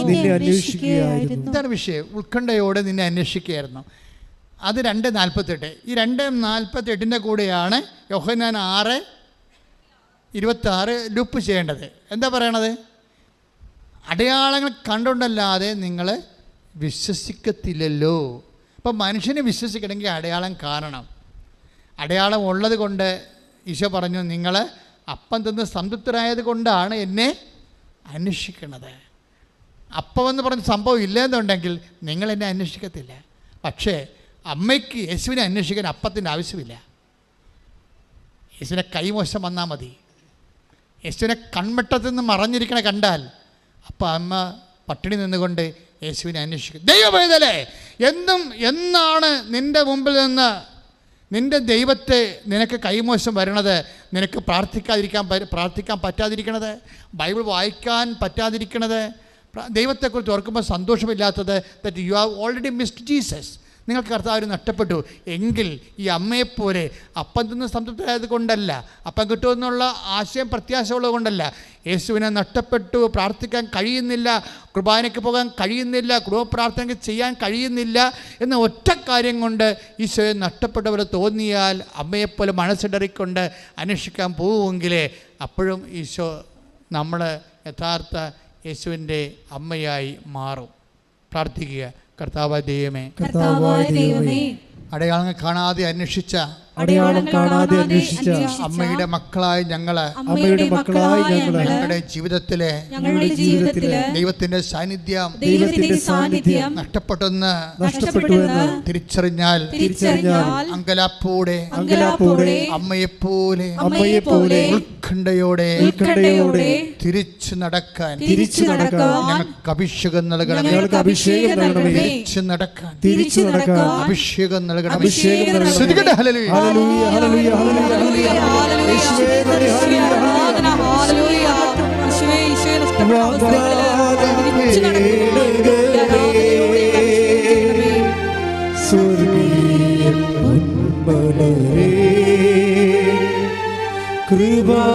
കൃപാസനത്തിൻ്റെ അമ്മേ, പ്രസാദവരമാതാവേ, കൃപാസനത്തിൻ്റെ അമ്മേ, പ്രസാദവരമാതാവേ. നേടിയെടുക്കാൻ ഒരു കാര്യമില്ലാത്ത, ഒരു വിഷയമില്ലാത്ത അവസ്ഥയിൽ നിൻ്റെ ജീവിതത്തിൽ ദൈവത്തിൻ്റെ സ്പേസ് എവിടെയാണ്? സുഖപ്പെടാൻ ഒരു രോഗമില്ലെങ്കിൽ നിൻ്റെ പ്രാർത്ഥനയ്ക്ക് സ്പേസ് എവിടെയാണ് എന്ന് ചിന്തിക്കുന്നിടത്ത് വെച്ചാണ് നീയും ദൈവവും തമ്മിൽ എന്തുമാത്രം അടുപ്പമാണ്, അകലെയാണെന്ന് തിരിച്ചറിയണത്. നേടിയെടുക്കാൻ ഒരു കാര്യമില്ല, ജയിക്കാൻ ഒരു പരീക്ഷയില്ല, സുഖപ്പെടാൻ ഒരു രോഗമില്ല, കിട്ടാൻ ഒരു ജോലിയില്ല, വസിക്കാൻ ഒരു വീടിൻ്റെ വിഷയമില്ല. അങ്ങനെ വന്നാൽ നീയും നിൻ്റെ ദൈവവും തമ്മിൽ എന്തായിരിക്കും? അടുപ്പമോ അകലമോ? അതെന്നും ഒരു വിശ്വാസി അവനോട് ചോദിക്കേണ്ട ഒരു ചോദ്യമാണ്. നീയും ദൈവവും തമ്മിൽ എന്തുമാത്രം ബന്ധമുണ്ട് എന്നറിയണമെങ്കിൽ ദൈവത്തിൽ നിന്നൊരു ആനുകൂല്യം കിട്ടാതിരിക്കുമ്പോഴും ദൈവത്തെ അന്വേഷിച്ച് മനസ്സിലെ ഉത്കണ്ഠയോടെയാണ് ദൈവത്തെ അന്വേഷിക്കുന്നത്. കിട്ടുമോ, കണ്ടുമുട്ടുമോ? അതാണ് അമ്മ പറയണത്, എൻ്റെ മകനെ, ഞാനും നിൻ്റെ പിതാവും കൂടി ഉത്കണ്ഠയോടുകൂടിയാണ്. വെറുതെയുള്ള അന്വേഷണമല്ല, കണ്ടുകിട്ടാൻ കഴിയുമോ, ഇനി ഒരിക്കലും കാണാതിരിക്കുമോ, ഇങ്ങനെ പല പല ചിന്തകളുമായിട്ടാണ് അമ്മ യേശുവിനെ തിരക്കി പോണത്. അവസാനം കണ്ടുമുട്ടുമ്പോഴും അമ്മ തൻ്റെ മനസ്സിലുണ്ടായ വിഷയങ്ങളെല്ലാം അതുപോലെ ഈശോനോട് പറയും. എൻ്റെ ദൈവത്തിലെ ഈ ധ്യാനത്തിൽ ഈശോ എന്താ പറയണം? നിനക്കെപ്പോഴും മിസ്സാകുന്നുണ്ടെന്ന് നോക്കണം ജീസസിനെ. പ്രാർത്ഥിക്കാൻ പറ്റാത്ത, ഇപ്പം കുടുംബത്തിലാകുമ്പോൾ എപ്പോഴും ഇഷ്യൂസ് ഉണ്ടാവും, എപ്പോഴും ഇഷ്യൂ. ഇപ്പോൾ കടലിൽ എങ്ങനെയാണ് ഓക്സിജൻ ഉണ്ടാകണത്? അത് സ്ഥിരതല്ല്. ഈ കടലിലെ മത്സ്യങ്ങളൊക്കെ അല്ലെങ്കിൽ ഈ ജലാശയത്തിലെ മത്സ്യങ്ങളൊക്കെ എവിടെ നിന്നാണ് ഭക്ഷണം ഓക്സിജൻ എടുക്കുന്നത്? വെള്ളത്തിൽ നിന്നല്ലേ. മഴയും കാറ്റും വരുമ്പോൾ ഓളങ്ങൾ ഉണ്ടാകുന്നതും എല്ലാം ഓക്സിജൻ അല്ലേ കിട്ടുന്നത്. അപ്പം കടലിലുള്ള ജീവികളെ ഉദ്ദേശിച്ചിട്ടാണ് അതിന് തിരച്ചിലുള്ളത്. പ്രാണവായുവും തിരയിലെ പിടച്ചിലും തമ്മിൽ ഭയങ്കര ബന്ധമാണ് ശരിക്കും. ഇപ്പം നമ്മൾ തന്നെ തിരയൊന്നും ഇല്ലാത്ത സ്ഥലങ്ങളിലൊക്കെ ചെമ്മീനൊക്കെ വളർത്തുമ്പോൾ നിങ്ങൾ കണ്ടിട്ടില്ലേ? ശാസ്ത്രീയമായിട്ട് ചെമ്മീൻ വളർത്തുന്ന സ്ഥലങ്ങളിൽ തന്നെത്താൻ തിര ഉണ്ടാക്കി കൊടുക്കും. ഒരു മെഷീൻ വെച്ച് തിര ഉണ്ടാക്കി കൊടുക്കും, പതപ്പിച്ച് വെള്ളം പതപ്പിച്ച് കൊടുക്കും. ഒരു വലിയൊരു മോട്ടർ വെച്ചിട്ട്, ഇങ്ങനെ ഇലകളുള്ള ഒരു മോട്ടർ വെച്ചിട്ട് കറക്കി. അപ്പോൾ ഞാൻ ചോദിക്കും എന്നാ പരിപാടി? അപ്പോൾ വെഞ്ചരിക്കാനൊക്കെ ഈ പാടശേഖരത്തിൽ ഞാൻ പോകുമ്പോൾ ഞാൻ ഇത് 4 മോട്ടറൊക്കെ വെച്ചിരിക്കുന്നത്. മോട്ടറല്ല, ഇങ്ങനെ ഒരു പങ്കയാണ് വെള്ളത്തിൽ കിടന്ന് കറങ്ങി പോകത്തേ. എന്നിട്ട് വെള്ളത്തിൽ ഇങ്ങനെ അടിച്ച് കറക്കി പതപ്പിച്ചെടുക്കും. അപ്പോൾ ഓക്സിജൻ, ക്രിയേറ്റിംഗ് ഓക്സിജൻ. അപ്പോഴേക്ക് മനസ്സിലായി വെള്ളമായ പതയും തിരയും ഉണ്ടാവും. എന്തിനാണ്? അവിടെ ജീവിക്കുന്ന ആൾക്കാർക്ക് ഓക്സിജന് വേണ്ടിയാണ്. നിൻ്റെ ഹൃദയത്തിൽ ദൈവം ഉള്ളിടത്തോളം കാലം ദൈവത്തിൻ്റെ ആത്മാവിന് ഓക്സിജൻ വേണം. അതുകൊണ്ട് പ്രശ്നങ്ങൾ സ്വാഭാവികമായിട്ട് പ്രതീക്ഷിക്കാം. മനസ്സിലായില്ലേ? അപ്പോൾ അതുകൊണ്ട് തിരയില്ലാത്തൊരു കടലിനെ നമുക്ക് വിഭാവനം ചെയ്യാൻ പറ്റത്തില്ല. തിര ഓക്സിജൻ ഉണ്ടാക്കുന്ന ഒരു ഭാഗമാണ്. അതുപോലെ നിൻ്റെ ആത്മാവിന് ദൈവത്തിന് അനുഭവിക്കാൻ വേണ്ടി ഇടയ്ക്ക് പ്രശ്നങ്ങളുണ്ടാകും, തിരയുണ്ടാകും. ഇത് അക്സെപ്റ്റ് ചെയ്യണം. ഈ ആഴ്ച നല്ലതാണെന്ന് വിചാരിച്ചോ, സന്തോഷമായിരിക്കും. ഇപ്പോൾ ചിലർ വാരഫലക്കാർ ചോദിക്കുക നിൻ്റെ ഈ ആഴ്ച, എല്ലാവരും ഉടനെ എടുത്ത് നോക്കും. ആൾക്കാർക്ക് അമർത്തിയിടാൻ പറ്റിയ സാധനമാണത് ഈ ആഴ്ച, നിൻ്റെ ഈ ആഴ്ച. അപ്പം നമ്മൾ വായിക്കണത് എന്താണ്? വായിക്കണത് ഈ ആഴ്ച എങ്ങനെയാണെന്നാണ് വായിക്കണത്. അപ്പോൾ അവിടെ ഒരു പറയണ എല്ലാം നല്ല കാര്യമായിരിക്കും. നിന്നെ ടെൻഷൻ അടപ്പിക്കേണ്ട, പതപ്പിക്കേണ്ട, നിനക്ക് ഓക്സിജൻ കിട്ടേണ്ട, ആത്മാവ് ചത്തുപോട്ടെന്ന് വിചാരിച്ചുകൊണ്ടാണ് വാരപഥക്കാരൻ നല്ല നല്ല കാര്യങ്ങൾ പറഞ്ഞു തരുന്നത്. പതപ്പിക്കാൻ ഇഷ്ടമില്ല അവർക്ക്, ശാന്തമായി കിടക്കട്ടെ എന്നാണ്. അപ്പോൾ നമുക്ക് വേണ്ടത് ശാന്തതയാണ്. പക്ഷേ ദൈവത്തിന് ശാന്തത വേണ്ട. അതുകൊണ്ട് ഈശോ പറഞ്ഞു, ഞാൻ പ്രശ്നം ഉണ്ടാക്കാൻ വേണ്ടി വന്നു, ഞാൻ തിര അടുപ്പിക്കാൻ വേണ്ടി വന്നു, ഞാൻ ഓക്സിജൻ ഉണ്ടാക്കാൻ വേണ്ടി വന്നു, നിൻ്റെ ആത്മാവിനെ ഉദ്ദേശിച്ചുകൊണ്ട് പ്രശ്നങ്ങൾ സൃഷ്ടിക്കാൻ വേണ്ടി വന്നു. Take the word of God. ഭൂമിയിൽ വാളാണ് ഞാൻ കൊണ്ടുവന്നിരിക്കുന്നത്. ലൂക്കാ 12:49. ഭൂമിയിൽ തീയിടാനാണ് ഞാൻ വന്നത് എന്ന് പറഞ്ഞേ. കണ്ട, ഭൂമിയിൽ തീയിടാനാണ് ഞാൻ വന്നത്. പൊള്ളുന്ന അനുഭവം ഉണ്ടാവുന്ന അർത്ഥം. ചിലപ്പോൾ ഭാര്യയുടെ വാക്കിൽ നിന്നായിരിക്കും നമുക്ക് പൊള്ളണത്. പക്ഷെ ബുദ്ധിയും ബോധം ജ്ഞാനം ഉള്ളവൻ പറയണം, ഭാര്യയല്ല സംസാരിക്കണം, കർത്താവ് പതപ്പിക്കണമെന്ന് മനസ്സിലാക്കണം. കർത്താവിൻ്റെ വചനം എന്താ പറഞ്ഞിരിക്കുന്നത്? ചില മക്കൾ തന്നെ അങ്ങനെ തോന്നിയ വശം പറഞ്ഞവർ നമ്മുടെയൊക്കെ അവർ പതപ്പിക്കും നമ്മളെ. അതെന്താ പ്രശ്നം വെച്ച് കഴിഞ്ഞാൽ ഭൂമിയിൽ തീയിടാനാണ് ഞാൻ വന്നത്. അത് ഇതിനകം കത്തി ജ്വലിച്ചിരുന്നെങ്കിൽ എനിക്ക് ഒരു സ്നാനം സ്വീകരിക്കാനുണ്ട്. അത് നിവൃത്തിയാകുവോളം ഞാൻ എത്ര ഞെരുങ്ങുന്നു. പ്രശ്നം വെച്ച് കഴിഞ്ഞാൽ ഈ സ്നാനം എന്നൊക്കെ പറയുന്നത് ഒരു കുളിപ്പിക്കലാണ്, കൃപയുടെ കുളിപ്പിക്കലാണ്. നമ്മൾ ജ്ഞാനസ്നാനപ്പെട്ടപ്പോൾ നമുക്ക് ലഭിച്ച വരപ്രസാദമാണ്.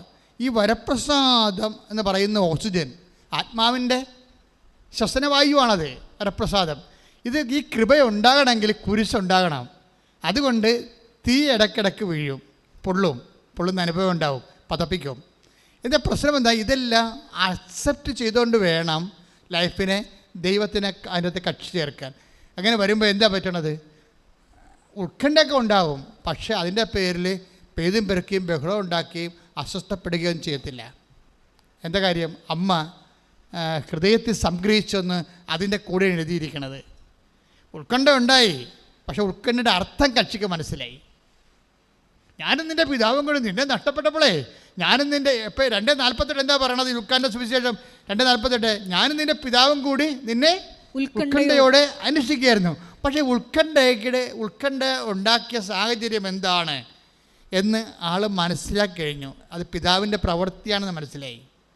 കർത്താവ് പറയുന്നുണ്ട്, കണ്ടുമുട്ടിയപ്പോൾ ഈശോ പറയുന്നുണ്ട്, നിങ്ങൾ എന്തിനാണ് എന്നെ അന്വേഷിച്ചത്? ഞാൻ എൻ്റെ പിതാവിൻ്റെ പ്രവൃത്തികളിൽ വേപൃതനായിരിക്കേണ്ടവരാണെന്ന് നിങ്ങൾക്ക് അറിയാമല്ലോ. I presuppose that it is not to you. എനിക്കറിയാം നിങ്ങൾക്കത് അറിയേണ്ടതാണെന്ന്. പക്ഷേ അമ്മയുടെ സ്വഭാവമല്ലേ, അമ്മയല്ലേ, പെട്ടെന്ന് ആശയമൊന്നും ഓർത്തില്ല. ആൾ കൈ മോശം വന്നപ്പോൾ പടച്ചു പോയി, ആൾ ഉത്കണ്ഠ കയറിപ്പോയി. ആ ഉത്കണ്ഠ അഡ്രസ്സ് ചെയ്തുകൊണ്ടാണ് ഈശോ സംസാരിക്കുന്നത്. ഇങ്ങനെ ഉത്കണ്ഠപ്പെടേണ്ട കാര്യമില്ല, it is not to U.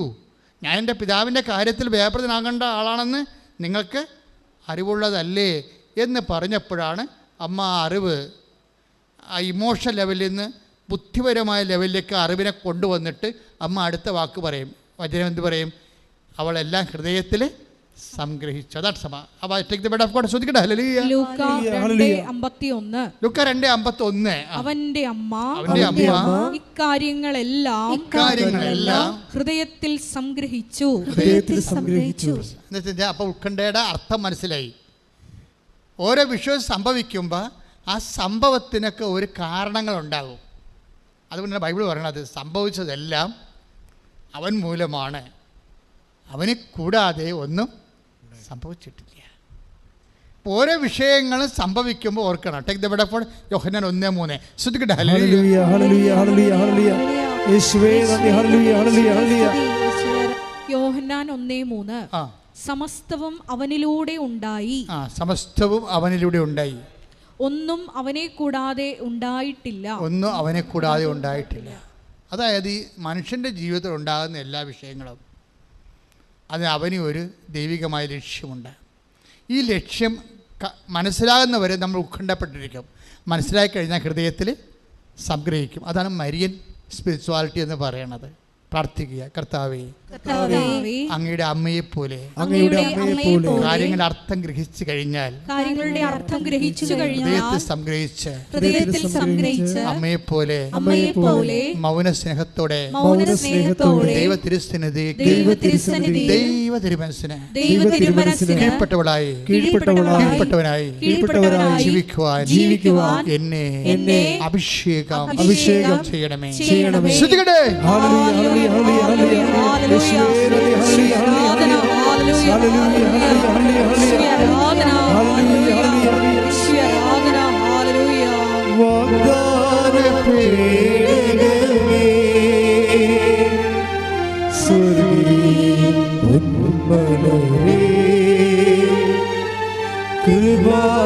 കൃപാസനത്തിൻ്റെ അമ്മേ,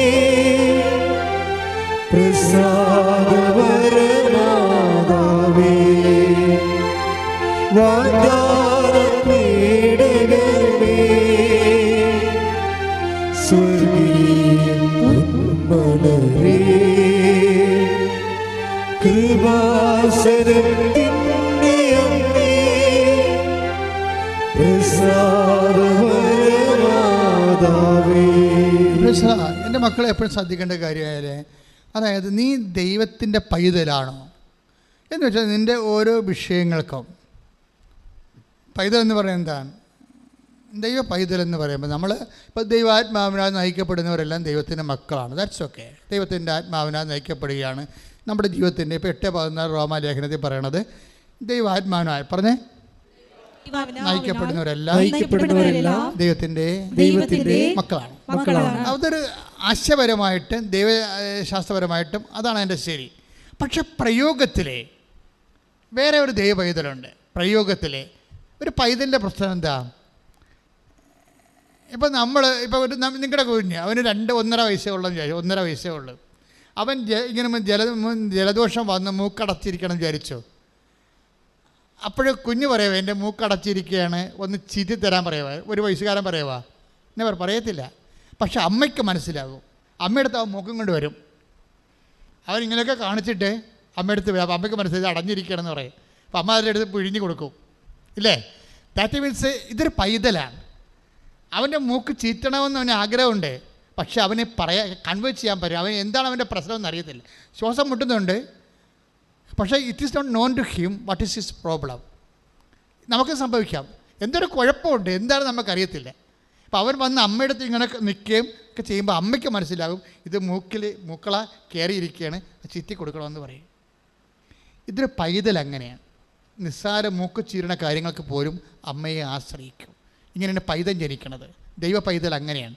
ഇപ്പം നിനക്ക് പൈസ ഉണ്ട്, നിനക്ക് വേണമെങ്കിൽ കലൂർ ടൗണിൽ പോയി തക്കാളി വാങ്ങിക്കാം, അല്ലെങ്കിൽ അരി വാങ്ങിക്കാം. അതിന് നിനക്ക് വണ്ടിയുണ്ട്, വണ്ടി പെട്രോളുണ്ട്, ഓടിക്കാൻ നിനക്കറിയാം, ലൈസൻസ് ഉണ്ട്, ഓക്കെ. പക്ഷേ എന്നാലും നീ ദൈവ പൈതലാണെങ്കിൽ ഒന്ന് പറഞ്ഞിട്ട് പോകും. അവിടെയാണ് പ്രശ്നം. ദൈവ പൈതൽ അല്ലെങ്കിൽ ഞാൻ കാശുണ്ട്, എൻ്റെ കാശുണ്ട്, ഞാൻ വേറെ എടുത്ത കാശാണ്, എനിക്ക് പെട്രോളുണ്ട്, എനിക്ക് ലൈസൻസ് ഉണ്ട്, പിന്നെ ഞാൻ എന്താ ദൈവത്തോട് പറയണത്? ഇതാണ് ജഡിക പൈതൽ എന്ന് പറയുന്നത്. ജഡിക പൈതൽ ഒരു കാര്യം ദൈവത്തോട് പറയത്തില്ല. ദൈവ പൈതൽ എല്ലാ കാര്യങ്ങളും അവനെ അറിയാവുന്ന കാര്യം പോലും ചെയ്യാവുന്ന കാര്യം പോലും ദൈവത്തോട് പറയും.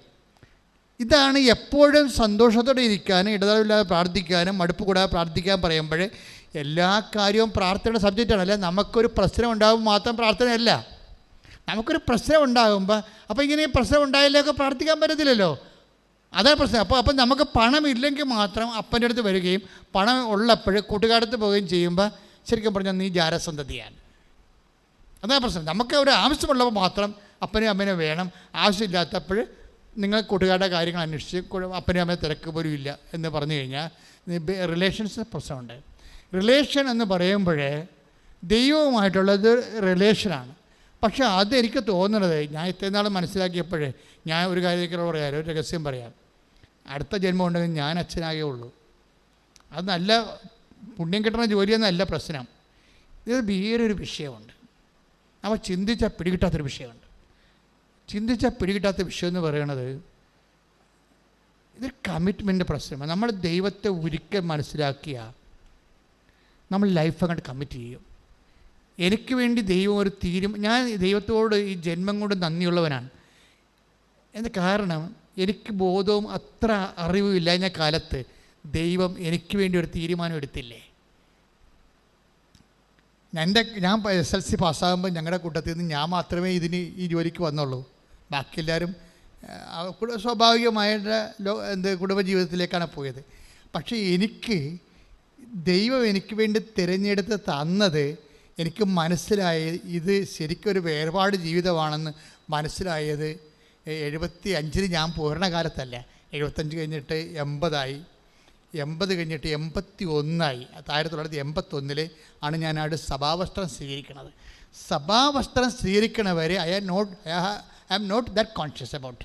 എനിക്കത്രയും ഫീൽ ചെയ്യുന്നില്ല. ഞാൻ ഇറ്റ്സ് ഇത് സാധാരണ ജീവിതം പോലെ അങ്ങോട്ട് പ്രാർത്ഥിച്ച് പോയി ദൈവത്തിന് വേണ്ടി ജോലി ചെയ്ത് പോകുമെന്നാണ് വിചാരിച്ചത്. സഭാവസ്ത്രം സ്വീകരിക്കുന്ന തലേ ദിവസമായപ്പോൾ എൻ്റെ മനസ്സ് കിടുങ്ങിപ്പോയി. കാര്യം ഇനി വേറെ ഒരു ലൈഫാണ്, സെറ്റ് അപ്രാട്ട്. അപ്പോൾ എന്നിട്ട് ദൈവം എന്നാ ചെയ്യുന്നത് കഴിഞ്ഞാൽ ഈ സഭാവസ്ത്രത്തിന് ഭയങ്കര വിലയാണെന്ന് എനിക്ക് മനസ്സിലാക്കാൻ വേണ്ടി പല പരീക്ഷകരെ തോപ്പിച്ചിട്ട് അവരെന്നെ പറഞ്ഞു വിടുമെന്നുള്ള കണ്ടീഷൻസ് വന്ന് 2 പ്രാവശ്യം വന്ന്. അപ്പോൾ ഞാൻ കരഞ്ഞു കൂവി കാലക്കെട്ടി വീണ്, കർത്താവേ എൻ്റെ ഈ ജന്മം എനിക്ക് അച്ഛനാകണം, എനിക്ക് കുർബാന അർപ്പിക്കണം, എനിക്ക് ദൈവജനത്തിൽ ജോലി ചെയ്യണം, എനിക്ക് മിഷൻ ജോലി ചെയ്യണം, എന്നെ പറഞ്ഞു വിടരുത്. ഞാൻ കർത്താവ് അച്ഛന്മാരൊന്നും ഞാൻ പറഞ്ഞിട്ടില്ല എന്നെ പറഞ്ഞു വിടരുതെന്ന്. ഞാൻ എൻ്റെ കർത്താവിനോട് പറഞ്ഞേ എപ്പോഴും എന്നെ പറഞ്ഞു വിടരുത്, എനിക്ക് നിനക്ക് വേണ്ടി ജീവിക്കാൻ വേണ്ടിയാണ് ഞാൻ വന്ന്, എന്നെ എത്രയും വേഗം അച്ഛന 2 മണി തൊട്ട് 4 മണി വരെയൊക്കെ ഞാൻ രാത്രി 3 കൊല്ലം അടുപ്പിച്ച് പ്രാർത്ഥിച്ചിട്ടുണ്ട്. രാത്രി 2 മണിക്ക് എഴുന്നേറ്റ് പോകും ബെഡിൽ നിന്ന്, എന്നിട്ട് 3-ാം നിലയിൽ പോയി ഒറ്റയ്ക്കിരിക്കും. 4 മണി വരെ ഇന്ന് പ്രാർത്ഥിച്ചിട്ടുണ്ട്. അത് ഏത് കാലഘട്ടം, കോളേജിൽ പഠിക്കണ PDC പഠിക്കണ കാലഘട്ടത്തിൽ പോലും. അപ്പം അത്രയും തീഷ്ണമായി എനിക്ക് പ്രാർത്ഥിക്കാനുണ്ടായിരുന്നു. പക്ഷേ ആ ഇടക്കാണ് എനിക്കിതുപോലെ പഠനത്തിൽ പ്രശ്നം വരുമ്പോൾ അവർ ഡിസ്മിസ് ചെയ്യുമെന്ന് പറയും. അപ്പോൾ ഞാൻ വിഷമിക്കും. പക്ഷേ കർത്താവ് എന്താ ചെയ്തുകൊണ്ടിരുന്നത്? മനഃപൂർവ്വം ഇങ്ങനെ ഉടുപ്പ് തരത്തില്ല, സ്വഭാവസ്ഥം തരത്തില്ല എന്നും പറഞ്ഞുകൊണ്ട് എൻ്റെ മനസ്സിനെ കശക്കി അത് ചോദിച്ചു വാങ്ങാൻ വേണ്ടി എന്നെ കരയിപ്പിക്കുന്ന അവസ്ഥ കൊണ്ട് ആക്കി. എന്തിനാണ്? ആ ഉടുപ്പിൻ്റെ വില എന്നെ മനസ്സിലാക്കിയിട്ടാണ് ഉടുപ്പ് തന്നിരിക്കണത്. അതുകൊണ്ട് ഞാൻ ഉടുപ്പ് ഊരിയത്തില്ല. ഒരിക്കലും ഞാൻ പാൻസെറ്റ് നിങ്ങൾ എന്നെ കണ്ടുകൊണ്ടാണ് പുറത്ത് ഞാൻ പോകത്തില്ല. ഈ 40 കൊല്ലമായിട്ട് പോയിട്ടില്ല. പഴയ സാഹിത്യ അക്കാദമി പഠിച്ചപ്പോൾ തൃശ്ശൂർ പഠിച്ചപ്പോൾ അവിടുത്തെ അച്ഛനായതുകൊണ്ട് അവിടുത്തെ ഈ പബ്ലിക് ക്ലോസറ്റൊക്കെയാണ്. അവിടെ മാത്രമാണ് ഞാൻ പാൻസ് ഇട്ട് പോയിരിക്കുന്നത്. വേറെ പോയിട്ടില്ല, പരമാവധി പോയിട്ടില്ല. പിന്നെ ട്രെയിനിൽ കിടന്ന് ഉറങ്ങാൻ നേരത്തുള്ളൂ ഓക്കെ വിട്ട് ആണ് ഞാൻ ട്രെയിനിൽ കയറണത്. 3-ാമത്തെ ചിലപ്പോൾ നമുക്ക് ബെർത്തൊക്കെ കിട്ടുമ്പോൾ അകലെ യാത്രയ്ക്ക് ചിലപ്പോൾ 3-ാമത്തെ നിലയിൽ കിട്ടത്തുള്ളൂ. അപ്പോൾ അവിടെ ചെന്ന് കിടന്നിട്ട് ഞാൻ ഉടുപ്പ് വരും. എന്ത് ഞാൻ ഇങ്ങനെ പറഞ്ഞതെന്ന് വെച്ചാൽ നമ്മൾക്ക് അതിനോട് അറ്റാച്ച്മെൻറ്റുള്ള രീതിയിലാണ് ദൈവം നമ്മളെ വളർത്തിയെടുത്തത്. എന്തിന് വരുന്ന വിഷയം എന്ന് പറയണത്, ഒരിക്കൽ നമ്മൾ ദൈവത്തെ മനസ്സിലാക്കി കഴിഞ്ഞാൽ ഇനി നിങ്ങളുടെ കാര്യം എന്നേക്കാൾ സന്തോഷമാണ്. നിങ്ങൾക്കാര്യം നിങ്ങൾ കുടുംബജീവിതത്തിലുള്ളവരാണ്. എനിക്കാണെങ്കിൽ 1 മാസത്തിലൊക്കെ ഒരു പ്രശ്നം ഉണ്ടാകത്തുള്ളൂ. നിങ്ങൾക്ക് 1 ദിവസം ഒരു പ്രശ്നം ഉണ്ടാവും. അതാണ് വിഷയം. അതായത് അതായത് എനിക്ക് വേണ്ട ഒരു പുണ്യം ഞാൻ നേടണമെങ്കിൽ 1 മാസത്തെ പറ്റത്തുള്ളൂ. നിങ്ങൾക്കാണെങ്കിൽ എപ്പോഴും വിഷയം ഉണ്ടാവും. കുടുംബത്തിൽ ജീവിക്കുന്നു, സമൂഹത്തിൽ ജീവിക്കുന്നു, അയൽവാസികളുടെ പ്രശ്നം, എല്ലാവരുമായിട്ട് പ്രശ്നമല്ലേ. അതായത് എല്ലാം നിങ്ങളുടെ മേക്കെട്ട് കയറാൻ വരും. ഞങ്ങളുടെ അധികം ആൾക്കാർ മേക്കെട്ട് കയറാൻ വരത്തില്ല. ഞാൻ പിന്നെ മേക്കെട്ട് കയറാമെന്നേ മിണ്ടത്തില്ല. അവിടെ പോയി കത്തിക്കൊന്നും ബാക്കി പിടിക്കത്തില്ല. ചിലപ്പോൾ തോറ്റു കൊടുക്കണം, പാടി തോറ്റു കൊടുക്കും. എന്താ കാര്യം? ഈശോ ജയിക്കേണ്ട കാരണം ഞാൻ എന്നെ ജയിപ്പിക്കാൻ വേണ്ടി ഞാൻ അങ്ങനെ നോക്കത്തില്ല. അങ്ങനെ ഒരു ന്യൂട്രലായിട്ട് നിൽക്കുകയുള്ളൂ. ചിലപ്പോൾ ചേട്ടാ മനസ്സ് ശരിയല്ലെന്നൊക്കെ പറയുന്നത്, അല്ലാതെ വേറെ ഒന്നും പറയത്തില്ല. എന്താ പ്രശ്നം വെച്ചാൽ ഒരു ഇഷ്യൂ അങ്ങനെ ഡെവലപ്പ് ചെയ്ത ക്രിയേറ്റ് ചെയ്ത അവിടെ എനിക്ക് ജയിക്കേണ്ട ആവശ്യമില്ല. അവിടെ ഞാൻ ജയിച്ച ചിലപ്പോൾ ഈശോ തോക്കുകയാണെങ്കിൽ തീർച്ചയായിട്ടും നമ്മൾ ജയിച്ചുകൊണ്ട് പ്രയോജനമില്ലാതെ വരും. അപ്പോൾ അത് കുറച്ച് നാൾ നിങ്ങൾ പരിശീലിച്ച് കഴിയുമ്പോൾ മനസ്സിലാകും. ഒത്തിരി കാര്യങ്ങൾക്ക് പോയി നിങ്ങൾ വാക്കത്തേക്ക് വട്ടം പിടിക്കേണ്ട ആവശ്യമില്ല. കുറച്ചങ്ങോട്ട് വിട്ടുകൊടുക്കുക. ദൈവത്തെ നിങ്ങൾ പ്രധാനപ്പെട്ട ആളായിട്ട് കണ്ടിട്ട് ദൈവം എൻ്റെ ജീവിതത്തിൽ എൻ്റെ വിശ്വാസം തോക്കരുത്, ഞാൻ തോറ്റാലും എൻ്റെ വിശ്വാസം തോക്കരുതെന്ന് പറയണം. അങ്ങനെ വന്നാൽ നിങ്ങൾ ഒരു പ്രശ്നവും നിങ്ങൾക്ക് ഉണ്ടാകത്തില്ല. ഞാൻ തോറ്റാലും എൻ്റെ വിശ്വാസം, കാര്യം എൻ്റെ വിശ്വാസം എന്ന് പറയുന്നത് എന്താണ്?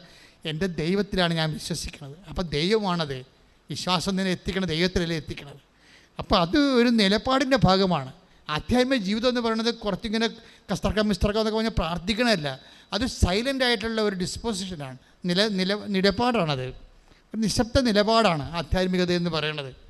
അത് നിനക്കും നിൻ്റെ ദൈവത്തിനും എല്ലാവർക്കും അത് എക്സ്പ്ലെയിനബിൾ അല്ല. എല്ലാവരോടും അവർ പറയും ബുദ്ധിമോശം കാണിച്ചില്ല, മണ്ടത്തരമല്ലേ, ഇതെന്താണ് മറ്റുള്ള നമ്മുടെ വായുടെ അകത്ത് കയറി കൈയിട്ട് കഴിഞ്ഞാൽ സ്വാഭാവികമായിട്ട് അളമുട്ടി ആരാണ് കടിക്കാത്തത്, നീ മനുഷ്യനാണെന്നൊക്കെ അത് ചോദിക്കും. ദാറ്റ്സ് ഒക്കെ.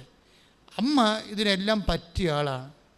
അമ്മ ദൈവം നഷ്ടപ്പെട്ടു പോകാതിരിക്കാൻ വേണ്ടി ഒരിക്കലും നഷ്ടപ്പെട്ട എൻ്റെ അനുഭവം അവർക്ക് മനസ്സിലാക്കിയതാണ്. അവർക്ക് അത്ര ഉത്കണ്ഠയായിട്ട് ഉറങ്ങാത്ത രാത്രിയായിരുന്നു. 2ാമത്തെ ദിവസവും 3ാം ദിവസമാണ് ഈശോനെ കണ്ടുമുട്ടുന്നത്. അപ്പോൾ ഉത്കണ്ഠ കൊണ്ട് ഉറങ്ങാതെ കിടന്ന ദിവസമാണ്. അപ്പോൾ ദൈവം നഷ്ടപ്പെട്ടത് എന്താണെന്ന് ഈ അമ്മയ്ക്കറിയാം. അതുകൊണ്ട് അമ്മ എപ്പോഴും ഹൃദയത്തിൽ സംഗ്രഹിക്കുകയുള്ളൂ. കാര്യം ഞാൻ ജയിച്ചിട്ടോ ഞാൻ ദൈവം നഷ്ടപ്പെടരുത് എന്നുള്ള ഒരു ചിന്ത. ആധ്യാത്മിക ജീവിതം സത്യസന്ധമായ ഒരു നിലപാടുകളാണ്. ഞാൻ എന്താ ഇങ്ങനെ പറഞ്ഞതെന്ന് വെച്ച് കഴിഞ്ഞാൽ, എപ്പോഴും സന്തോഷമായിട്ടിരിക്കുക, ഇടതടവില്ലാതെ പ്രാർത്ഥിക്കുക. ഈ മുത്തേടൻ അച്ഛൻ ബൈബിൾ തർജ്ജമ ചെയ്തപ്പോൾ പറഞ്ഞത് ഭഗ്നാശരാകാതെ നിരന്തരം പ്രാർത്ഥിക്കാനുള്ള പുതിയ സംസ്കൃത വാക്കൊന്നും അല്ല പുള്ളിക്കാരൻ പറഞ്ഞത്, മടുപ്പ് കൂടാതെ പ്രാർത്ഥിക്കണമെന്ന്. അതാണ് എനിക്കിഷ്ടം. ഞാൻ ഈ POC-ക്കാരൻ്റെ തർജ്ജമയേക്കാൾ ഞാൻ ഇന്നും മനസ്സിൽ കൊണ്ടുവയ്ക്കണ മുത്തേടൻ ഉൾഗാത്തായി നേരിട്ട് എടുത്തിട്ട് നാട്ടുഭാഷയെ സംസാരിക്കും. മടുപ്പ് കൂടാതെ പ്രാർത്ഥിക്കാൻ അവൻ അവരോട് ഇപ്പോൾ പറഞ്ഞു. അപ്പോൾ അത് സ്വാഭാവികമാണ്, മനുഷ്യൻ്റെ അനുഭവമായിട്ട് ബന്ധമാണത്. പ്രാർത്ഥനയ്ക്കുള്ളിടത്തോളം മടുപ്പ് വേറെ എന്തിനുണ്ട്? വേറെ ഒന്നിനുമില്ല. ഈ ലോകത്ത് നമുക്ക് ഏറ്റവും കൂടുതൽ മടുപ്പുള്ള സംഭവം എന്താണ്? പ്രാർത്ഥനയാണ്.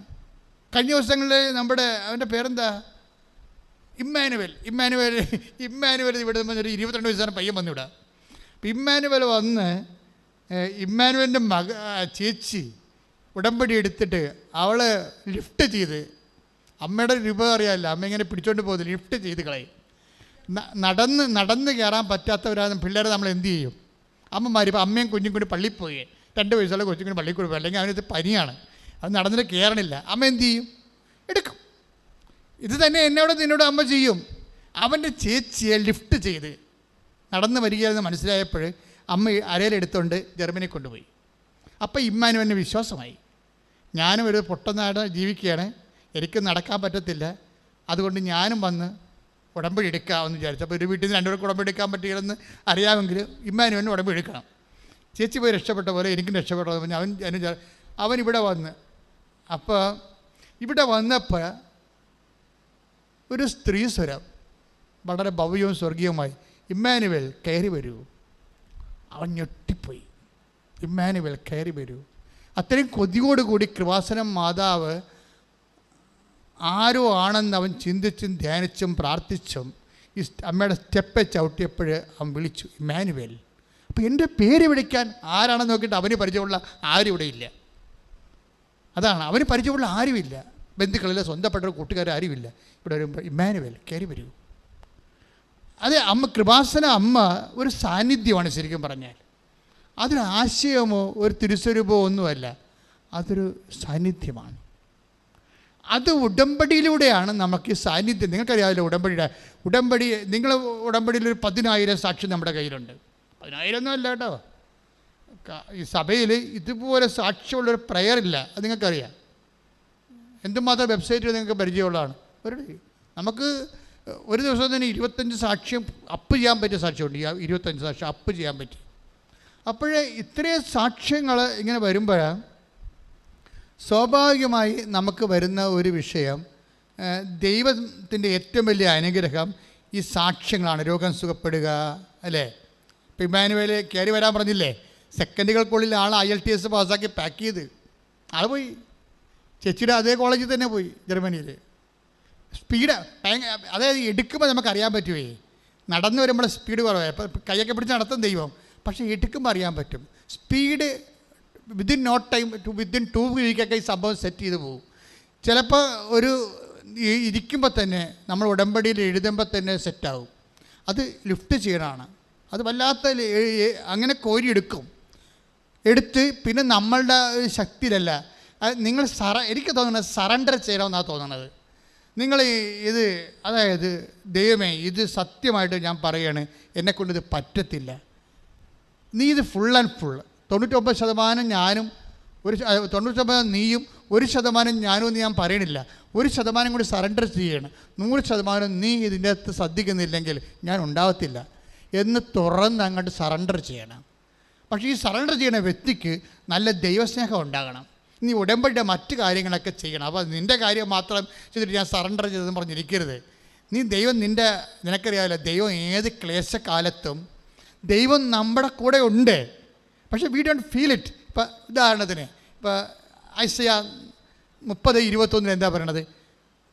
കർത്താവ് എനിക്ക് കഷ്ടതയുടെ അപ്പവും പറഞ്ഞ് കർത്താവ് എനിക്ക് കഷ്ടതയുടെ അപ്പവും ക്ലേശത്തിന് ജലവും തന്നാലും എൻ്റെ ദൈവം മറഞ്ഞിരിക്കില്ല. നീ വലത്തോട്ടോ ഇടത്തോട്ടോ തിരിയുമ്പോൾ പിന്നിൽ നിന്ന് ഒരു സ്വരം കേൾക്കും. ഇതാണ് വഴി, ഇതിലേ പോകും. അപ്പൊ ദൈവം നിന്റെ വഴി നടത്തി തന്നെ ഒരാളാണ്. അതുകൊണ്ടാണ് ദൈവമായിട്ട് പിരിയണ ഒരവസ്ഥ ഉണ്ടാക്കരുതെന്ന് പറയണത്. സാന്നിധ്യത്തിൻ്റെ പ്രോബ്ലം നമുക്ക് കഷ്ടകാലത്ത് നമുക്ക് ഇടം വരാൻ തിരിഞ്ഞു നോക്കുമ്പോൾ പല പല പരിഹാരങ്ങൾ പല പല രീതിയിൽ നമ്മുടെ കൊച്ചു ബുദ്ധിക്ക് പറ്റിയ. ഇപ്പം ഞാൻ ചിലരോട് പറയല്ല, വെയിറ്റ് ചെയ്ത് നിങ്ങൾ തീരുമാനമൊന്നും എടുക്കരുത്. 5 ഡേറ്റ് ഇട്ട് കൊടുക്കും, 48 ദിവസം. 48 ദിവസമൊന്നും ഇപ്പം വസ്തു വിൽപ്പന, ജപ്തി, അങ്ങനെ പല പ്രശ്നങ്ങൾ, മകളെ കെട്ടിക്കൽ, പറമ്പ് വിൽക്കൽ, ഇങ്ങനെ പല പല വിഷയത്തിൽ വിഷമിക്കുകയാണ്. അപ്പോൾ വീട്ടിൽ നിന്ന് നമുക്കൊന്നും കിട്ടത്തില്ല. എന്താ കാര്യം? ഭാര്യയൊക്കെ കുറ്റപ്പെടുത്തുകയുള്ളൂ. മക്കളാണെങ്കിൽ അവരുടെ കാര്യം നടക്കാത്തത് കൊണ്ട് നമ്മുടെ മേക്കെട്ട് കയറും. നമുക്കാണെങ്കിൽ വീട്ടിൽ വരാൻ തോന്നണമില്ല. കാര്യം ഭക്ഷണം തന്നെ വല്ലയിടത്തും കിട്ടിയെങ്കിൽ അവിടുന്ന് കഴിക്കാം. ഒക്കെ വീട്ടിൽ വരുമ്പോൾ ഓരോരുത്തരും മോന്തയും കണ്ടിട്ട് അവരത് ചെയ്തായിരുന്നു, അവിടെ പോയായിരുന്നു, അവരെന്ത് പറഞ്ഞു, ഇവരെന്ത് പറഞ്ഞു. ഊണ് കഴിച്ചുകൊണ്ടിരിക്കുമ്പോൾ ഇവരെ കളാ ഈ ബുദ്ധിയും ബോധമില്ലാത്ത പെണ്ണുങ്ങൾ നമ്മളെ പിന്നെ പിരികേറ്റും. അവരെന്ത് പറഞ്ഞു? അവിടെ പോയില്ല. അപ്പോൾ നമ്മൾ ഭക്ഷണം കഴിക്കണം, ഇവർക്ക് മറുപടി പറഞ്ഞു കൊടുക്കണം. ചിലർ കല്യാണം കഴിക്കുന്നുണ്ടെങ്കിലും ബോധമില്ലാത്ത ഒത്തിരി പെണ്ണുങ്ങൾ കല്യാണം കഴിച്ച് ഭാര്യമാരായിട്ടുണ്ട്. അതിൻ്റെ കാര്യത്തിന് അവർക്കറിയത്തില്ല ഈ ആളെങ്ങനെയാണെങ്കിൽ പൊള്ളിപ്പടുത്ത് വരികയാണോ. അവരോട് ഊണ് കഴിക്കുമ്പോൾ എല്ലാവരും സംസാരിക്കുക. ഊണ് കഴിക്കുമ്പോൾ സംസാരിച്ച് പിന്നെ മറുപടി അവസ്ഥ നമ്മൾ ഇട്ടു പോകും. അപ്പോൾ അതേ നമ്മൾ എനിക്ക് തോന്നുന്നത് നിങ്ങൾ ഇങ്ങനെയുള്ള സാഹചര്യങ്ങളിൽ കുറച്ച് സംസാരിച്ചിട്ട് ബാക്കി ദൈവത്തിൽ പറയണം. ഇവരോട് സംസാരിച്ച കാര്യമില്ല. കാരണം നിങ്ങൾക്കൊരു ഭാര്യ അല്ലെങ്കിൽ ഒരു ഭർത്താവ് 10-15 കൊല്ലം ജീവിക്കുമ്പോൾ അതെന്ത് ഉരുപ്പടിയാണ് നിങ്ങൾക്കറിയാൻ പറ്റും. പിന്നെ അവരെ കറക്റ്റ് ചെയ്യാൻ വേണ്ടി മരണം വരെ നിങ്ങൾ എനർജി ചിലവാക്കിയിട്ട് കാര്യമുണ്ടാവും? ഒരു കാര്യമില്ല. നമുക്കറിയാൻ പറ്റുമല്ലോ, ഒരു 5 കൊല്ലം ജീവിക്കുമ്പോൾ തന്നെ അറിയാൻ പറ്റും ഭർത്താവ് എന്ത് ജാതിയാണ്, ഭാര്യ എന്ത് ജാതിയാണ്. അപ്പോൾ പിന്നെ നിങ്ങൾക്ക് എന്ത് ചെയ്യാൻ പറ്റും? സ്റ്റോപ്പ് ദ ബിസിനസ് എന്ന് വെച്ച് കഴിഞ്ഞാൽ അവരോട് ആ വിഷയം സംസാരിച്ച പ്രശ്നം ഉണ്ടാക്കേണ്ട കാര്യമില്ല. നിങ്ങൾ ദൈവത്തോട് പറയുക. അവിടുത്തെ എന്തെങ്കിലും കിട്ടുന്നുണ്ടെങ്കിൽ അത് ദൈവത്തിന് പ്രാർത്ഥനയായിട്ട് കാഴ്ചവെക്കണം. നമ്മുടെ ആന്തരിക ആത്മാവിന് പ്രാണവായു കൊടുക്കാൻ വേണ്ടി കടലിൽ അലകളുള്ളതുപോലെ, അലകളിൽ ഓക്സിജൻ ജനിക്കുന്ന പോലെ നമ്മുടെ പ്രശ്നങ്ങൾ പ്രാർത്ഥനയാക്കി മാറ്റുമ്പോൾ ഈ വിശ്വാസത്തിൻ്റെ, ദൈവസ്നേഹത്തിൻ്റെ, അതുപോലെ തന്നെ പ്രത്യാശയുടെ, ദൈവകൃപയുടെ ഓക്സിജൻ, പ്രാണവായു, കൃപ രൂപപ്പെട്ടു വന്നിരിക്കും. ഇത് ഇരട്ടത്തക്കത്തിനാണ് സംഭവിക്കുന്നത്. ഇത് വിവേചിക്കണ കൊണ്ടാണ് മറിയം അങ്ങനെയുള്ള തക്കങ്ങളിലൂടെ പോകുമ്പോൾ അവർ ഹൃദയത്തിൽ സംഗ്രഹിച്ചു. അതിനെക്കുറിച്ച് ധ്യാനിക്കും, പ്രാർത്ഥിക്കുക. കർത്താവ് ദൈവമേ, ജീവിതത്തിന്റെ ഇരുട്ട് തക്കങ്ങളിലെ ആത്മാവിന്റെ പ്രാണവായു ഉൽപ്പാദിപ്പിക്കുന്ന അലയൊഴികളുടെയും കാലങ്ങളിലെ കർത്താവേ കൃപയാർജിക്കുന്ന പരിസ്ഥിതിയെ വിവേചിച്ച് മനസ്സിലാക്കി അത് പരിപാലനയുടെ ഭാഗമായി മനസ്സിലാക്കി ദൈവത്തിന് നന്ദി പറയാൻ പ്രാർത്ഥനയോടെ മടുപ്പുകൂടാതെ പ്രാർത്ഥനയോടെ ഇടതടവില്ലാതെ പ്രാർത്ഥനയോടെ അങ്ങേ അനുഭവിക്കുവാൻ എന്നെ അഭിഷേകം ചെയ്യണമേ. ശ്രദ്ധിക്കട്ടെ. ഹല്ലേലൂയ ഹല്ലേലൂയ ഹല്ലേലൂയ യേശുവേ നന്ദി ഹല്ലേലൂയ ഹല്ലേലൂയ ഹല്ലേലൂയ ഹല്ലേലൂയ വിവേകം ആരാധനയിലൂടെ ഞങ്ങൾക്ക് നൽകണമേ. ഹല്ലേലൂയ. ക്ലേശകാലത്ത് കൂടാരത്തിൽ എന്നെ പ്രിയനെന്നെ മറയ്ക്കും അല്പകാലം കഴിഞ്ഞ് ഉയർന്നതാ പാറമേ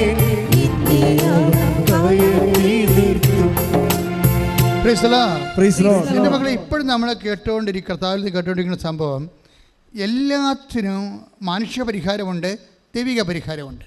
അപ്പം നീ വലത്തോട്ടോ ഇടത്തോട്ടോ തിരിയുമ്പോൾ പിന്നിൽ നിന്ന് ഒരു സ്വരം കേൾക്കും. ഇപ്പം നമ്മൾ വിചാരിക്കാത്ത ഒരു പുതിയ പരിഹാരം ഒരു വിഷയത്തിന് വരുമ്പോൾ നിങ്ങൾ ദൈവത്തിൻ്റെ സാന്നിധ്യം വിവേചിക്കണം. ആ ദൈവമാണ് ഇടപെട്ടിരിക്കുന്നത്.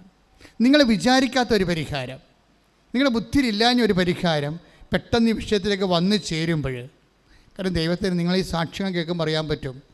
അതായത് സാക്ഷ്യങ്ങൾ കേൾക്കുമ്പോൾ അവർക്കൊരു പരിചയമില്ലാത്ത ആൾക്കാരെ ചുമ്മാ ഇവർക്ക് കൊണ്ടുവന്ന് വിസ കൊടുക്കണതൊക്കെ കാണാം. കഴിഞ്ഞ ദിവസം ഒരു സാക്ഷ്യം ഉണ്ടായി. 12 ലക്ഷം ഏജൻസി 12 ലക്ഷമാണ് പറയുന്നത് വിസ. 12 ലക്ഷം. അവർ പറഞ്ഞ് കഷ്ടിപൊട്ടി ഒരു വലിച്ച് പൊടിപ്പിച്ച് വിറ്റും ചുട്ടുമൊക്കെ ഒരു 8 ലക്ഷം ഉണ്ടാക്കി തരാമെന്ന് പറഞ്ഞു. പോകാതിരിക്കാൻ പറ്റത്തില്ല, അത്രയും കടമുണ്ട്, ഉത്തരവാദിത്വമുണ്ട്. പക്ഷേ ഉടമ്പടി എടുത്തു കഴിഞ്ഞപ്പോൾ ഒരു ഫ്രീ വിസ. അതാണ് ഈ പിന്നിൽ നിന്നുള്ള സ്വരമെന്ന് പറയണത്. ദൈവിക പരിഹാരത്തിന് വേണ്ടി നോക്കി പറയും. What is my point? എന്താ ഞാൻ പറയാൻ ഉദ്ദേശിക്കുന്നത്? നിങ്ങൾ ഈ ദൈവിക പരിഹാരം ഒരു പരിപാലനയുടെ പരിഹാരം ഉണ്ടാകുന്നതിന് മുമ്പ് നിങ്ങളും ദൈവമായിട്ട് നല്ല റിലേഷൻ ഉണ്ടാക്കിയെടുക്കണം. റിലേഷനാണ് പ്രധാനപ്പെട്ട കാര്യം. അത് നിങ്ങൾ ഉണ്ടാക്കണം. അതൊരു പ്രശ്നാധിഷ്ഠിതമായ റിലേഷൻ ആകരുത്. കാരണം ദൈവത്തെ നിങ്ങളെ അറിയാം. നിങ്ങൾ ഈ പ്രശ്നം കഴിഞ്ഞാൽ പിന്നെ ദൈവത്തിന് തിരിഞ്ഞു നോക്കത്തില്ലെന്ന് അറിയാം. അത് റെക്ടിഫൈ ചെയ്യണം. നിങ്ങൾക്ക് ദൈവമായിട്ട് ആ റിലേഷൻ വരാൻ പോകുന്ന ഡാമേജുകൾ ആദ്യമേ കയറി റെക്ടിഫൈ ചെയ്യണം. എന്ന് വെച്ച് കഴിഞ്ഞാൽ ചിലരുടെ സ്വഭാവം ഉണ്ടല്ല, പ്രശ്നങ്ങളുണ്ടെങ്കിൽ മാത്രമേ പ്രാർത്ഥനയുള്ളൂ, അല്ലെങ്കിൽ അവർ ടി വിയും കണ്ട മൊബൈലും കണ്ട കോമഡിയും കണ്ട് ഇളിച്ചൊക്കെ അങ്ങനെ ഇരുന്നുള്ളൂ, ഒരു പ്രശ്നമില്ല, ഭക്ഷണം കഴിച്ച് മറികിടന്ന് ഉറങ്ങും. അപ്പോൾ നിങ്ങൾ ദൈവത്തിന് അറിയാം പ്രശ്നം ഉണ്ടെങ്കിൽ മാത്രമേ അവൻ ദൈവത്തിന് മുമ്പിൽ വരത്തുള്ളൂ. ഇനി പ്രശ്നകാലം കഴിയുമ്പോൾ അവൻ പഴയ അവൻ്റെ വഴിയിൽ കഴിക്കും, ചുമ്മാ പിന്നെ പോകുന്നത്. അത് റെക്ടിഫൈ ചെയ്യണം. അപ്പം നേരത്തെ പറയണം, ദൈവമേ പ്രശ്നം ഉള്ളത് കൊണ്ട് ഞാൻ വരണമല്ല, എൻ്റെ പ്രശ്നമില്ലാത്തൊരു കാലം വന്നാലും ഞാൻ നിൻ്റെ കൂടെ തന്നെയായിരിക്കും. അതൊരു നിലപാടാണ് ശരിക്കും. ഞാൻ ഈ പ്രശ്നം ഉള്ളതുകൊണ്ടാണ് ഇപ്പോൾ വന്നത്, ഞാൻ സമ്മതിച്ചു. പക്ഷേ എനിക്ക് പ്രശ്നമില്ലാത്തൊരു കാലം തന്നാലും ഞാൻ നിൻ്റെ കൂടെ തന്നെയായിരിക്കും. ഇത് പ്രാർത്ഥിച്ചു, ദൈവമേ ഇപ്പോൾ പ്രശ്നമുള്ളത് കൊണ്ടാണ് ഞാൻ നിന്നെ ആശ്രയിക്കുന്നത്. പക്ഷേ എനിക്ക് പ്രശ്നമില്ലാത്തൊരു കാലം തന്നാലും ഇതിനേക്കാൾ തീഷ്ണമായി ഞാൻ നിന്റെ വഴികളിലെ സഞ്ചരിച്ചിരിക്കാം. ഇത് ഇതാണ് ഞാൻ ലൂപ്പുകൾ, ഇത് അടക്കണം. കാര്യം ദൈവത്തിനോട് കുഴപ്പം വെച്ച് കഴിഞ്ഞാൽ എല്ലാം അറിയാമല്ലോ, വരാൻ പോകുന്ന എല്ലാം അറിയാവുന്ന കാരണം നേരത്തെ തന്നെ. അതുകൊണ്ടാണ് ചില ആൾക്കാർക്ക് ഉടമ്പടി താമസിക്കുന്നതിൻ്റെ കാരണം അവർ ഉടമ്പടിയിലല്ല. ഉടമ്പടിക്ക് അങ്ങനെ ഒരു കുഴപ്പമുണ്ട്, ഉടമ്പടി സെറ്റാകത്തില്ല. അതിൻ്റെ കോമ്പോണൻസ് എല്ലാം കറക്റ്റാകാം. നിങ്ങൾ രോഗികളെ കാണുന്നുണ്ടോ, അതുപോലെ തന്നെ പത്രം കൊടുക്കുന്നുണ്ട്, പ്രാർത്ഥിക്കുന്നുണ്ട്, പ്രത്യക്ഷീകരണം, കോമ്പോണൻസ് എല്ലാം കറക്റ്റാകാം. പക്ഷേ ദൈവം ഈ സാധനം സെറ്റാകത്തില്ല. സെറ്റാകാത്ത കാരണം ഈ ഒരു കാലം കഴിഞ്ഞാൽ നിൻ്റെ വഴിയെ പോകുമെന്ന് ദൈവത്തിന് അറിയാം. അങ്ങനെ ഒരു റിലേഷൻ നമുക്ക് ദൈവമായിട്ട് ടെമ്പററി റിലേഷൻസ് സാധ്യമല്ല. നിങ്ങൾക്ക് വേറെ ആരുമായിട്ട് വേണമെങ്കിലും ഒരു താൽക്കാലിക റിലേഷൻസ് ഓക്കെയാണ്, പക്ഷേ ദൈവമായിട്ട് ഒരു താൽക്കാലിക റിലേഷൻസ് ഓക്കെയല്ല. കാര്യം ദൈവത്തിൻ്റെ റിലേഷൻസ് എല്ലാം I will be with you unto the last എന്ന് പറയുമ്പോൾ നമ്മൾ എന്താ ഉദ്ദേശിക്കേണ്ടത്? You must be also with me unto the last. Clear അല്ലേ? അല്ലേ? അപ്പോൾ take the word of God, I will be with you unto the last. ശ്രദ്ധിക്കട്ടെ. ഹല്ലേലൂയ ഹല്ലേലൂയ ഹല്ലേലൂയ യേശുവേ നന്ദി, യേശുവേ സ്തുതി. ഹല്ലേലൂയ ഹല്ലേലൂയ ഹല്ലേലൂയ ഹല്ലേലൂയ ഹല്ലേലൂയ യേശുവേ ആരാധന ആരാധന ആരാധന ആരാധന. മത്തായി 28:20. മത്തായി 28:20. യുഗാന്തം വരെ പറഞ്ഞ യുഗാന്ത്യം വരെ യുഗാന്ത്യം വരെ എന്നും എന്നും ഞാൻ നിങ്ങളോട് കൂടെ ഞാൻ നിങ്ങളോട് കൂടെ ഉണ്ടായിരിക്കും. അപ്പോൾ ദൈവത്തിൻ്റെ ഒരു മോഡ് ഓഫ് റിലേഷൻ അതാണ്. എന്താണ്? അന്ത്യം വരെയാണ്. ടെമ്പററി റിലേഷൻസ് ഇല്ല. അപ്പം നമ്മൾ ബുദ്ധിയുള്ള മനുഷ്യർ എന്ത് ചെയ്യണം? ദൈവം പ്രീസപ്പോസ് ചെയ്യുന്നുണ്ട്. എന്താണ്? Likewise I also presuppose that you will be with me unto the last. അതായത് എന്നെപ്പോലെ നീയും അന്ത്യം വരെ എൻ്റെ കൂടെ ഉണ്ടാകുമെന്ന് ഞാൻ ധരിക്കുന്നു. ഇതേ വിഷയം. അതുകൊണ്ട് തന്നെ ദൈവമായിട്ട് റിലേഷൻസ് ഒരു ശാശ്വത റിലേഷൻസ് ആക്കി മാറ്റാൻ നോക്കണം. കാര്യം ഈ സാന്നിധ്യം ശാശ്വതമായിട്ടാണ് പോണത്. Like the word of God. സാന്നിധ്യം സന്തോഷവും തമ്മിൽ ബന്ധമുണ്ട്. സങ്കീർത്തനം 16:8 മുതൽ 11 വരെ. കർത്താവ് എപ്പോഴും എൻ്റെ കൺമുമ്പിലുണ്ട്. ക്ലിയർ പറഞ്ഞ. കർത്താവ് എപ്പോഴും എൻ്റെ കൺമുമ്പിൽ ഉണ്ട്. അവിടുന്ന് എൻ്റെ വലതുഭാഗത്തുള്ളത് കൊണ്ട് ഞാൻ കുലുങ്ങുകയില്ല. അതിനാൽ എൻ്റെ ഹൃദയം സന്തോഷിക്കുകയും അന്തരംഗം ആനന്ദം കൊള്ളുകയും ചെയ്യുന്നു. എൻ്റെ ശരീരം സുരക്ഷിതമായി വിശ്രമിക്കുന്നു. അവിടുന്ന് എന്നെ പാതാളത്തിൽ തള്ളുകയില്ല. അങ്ങയുടെ പരിശുദ്ധൻ ജീർണിക്കാൻ അനുവദിക്കുകയില്ല. അങ്ങ് എനിക്ക് ജീവന്റെ മാർഗം കാണിച്ചു തരുന്നു. അങ്ങയുടെ സന്നിധിയിൽ ആനന്ദത്തിന്റെ പൂർണ്ണതയുണ്ട്. അങ്ങയുടെ വലതുകൈയിൽ ശാശ്വതമായ സന്തോഷമുണ്ട്. ഇന്ന് പ്രോബ്ലം വെച്ച് കഴിഞ്ഞാൽ ഈ സങ്കീർത്തനം വായിക്കുക മനസ്സിലാകണത് ഈ സന്തോഷം ദൈവം നൽകുന്നത് ശാശ്വതമായ സന്തോഷത്തെയാണ് ദൈവം ഉന്നം വെക്കണത്. ടെമ്പററി അല്ല. ഇപ്പോൾ ഒരു ബിയർ അടിക്കുമ്പോൾ ഉണ്ടാകുന്ന കിക്കും, അത് കഴിഞ്ഞ് ആ കിക്ക് കഴിഞ്ഞിട്ട് നിങ്ങൾ നല്ല ബോധം വരുമ്പോൾ കൂളായിട്ടിരിക്കണില്ലേ? ചില ആൾക്കാർ പിന്നെയുമ്പോൾ അടിക്കും. അങ്ങനെ ഉള്ള കൊച്ചു സന്തോഷം, കൊച്ചു കിക്കല്ല സംഭവം. ദൈവവുമായിട്ടുള്ള റിലേഷൻസ് ശാശ്വതമാണ്. അത് എവിടുന്നാണ് വരുന്നത്? സാന്നിധ്യത്തിൽ നിന്നാണ് വരുന്നത്. ശാശ്വതമായ സാന്നിധ്യത്തിൻ്റെ സമ്പൂർണ്ണ ബലമെന്ന് പറയണത് ആ സന്തോഷമാണ്. ശരിക്കും പറഞ്ഞാൽ ഇപ്പം നമ്മുടെ സന്തോഷത്തിൻ്റെ അവിടെ അങ്ങനെ ഒരു അങ്ങനെ വചനമുണ്ട് അല്ലേ? 16:11 എന്താ പറയണത്?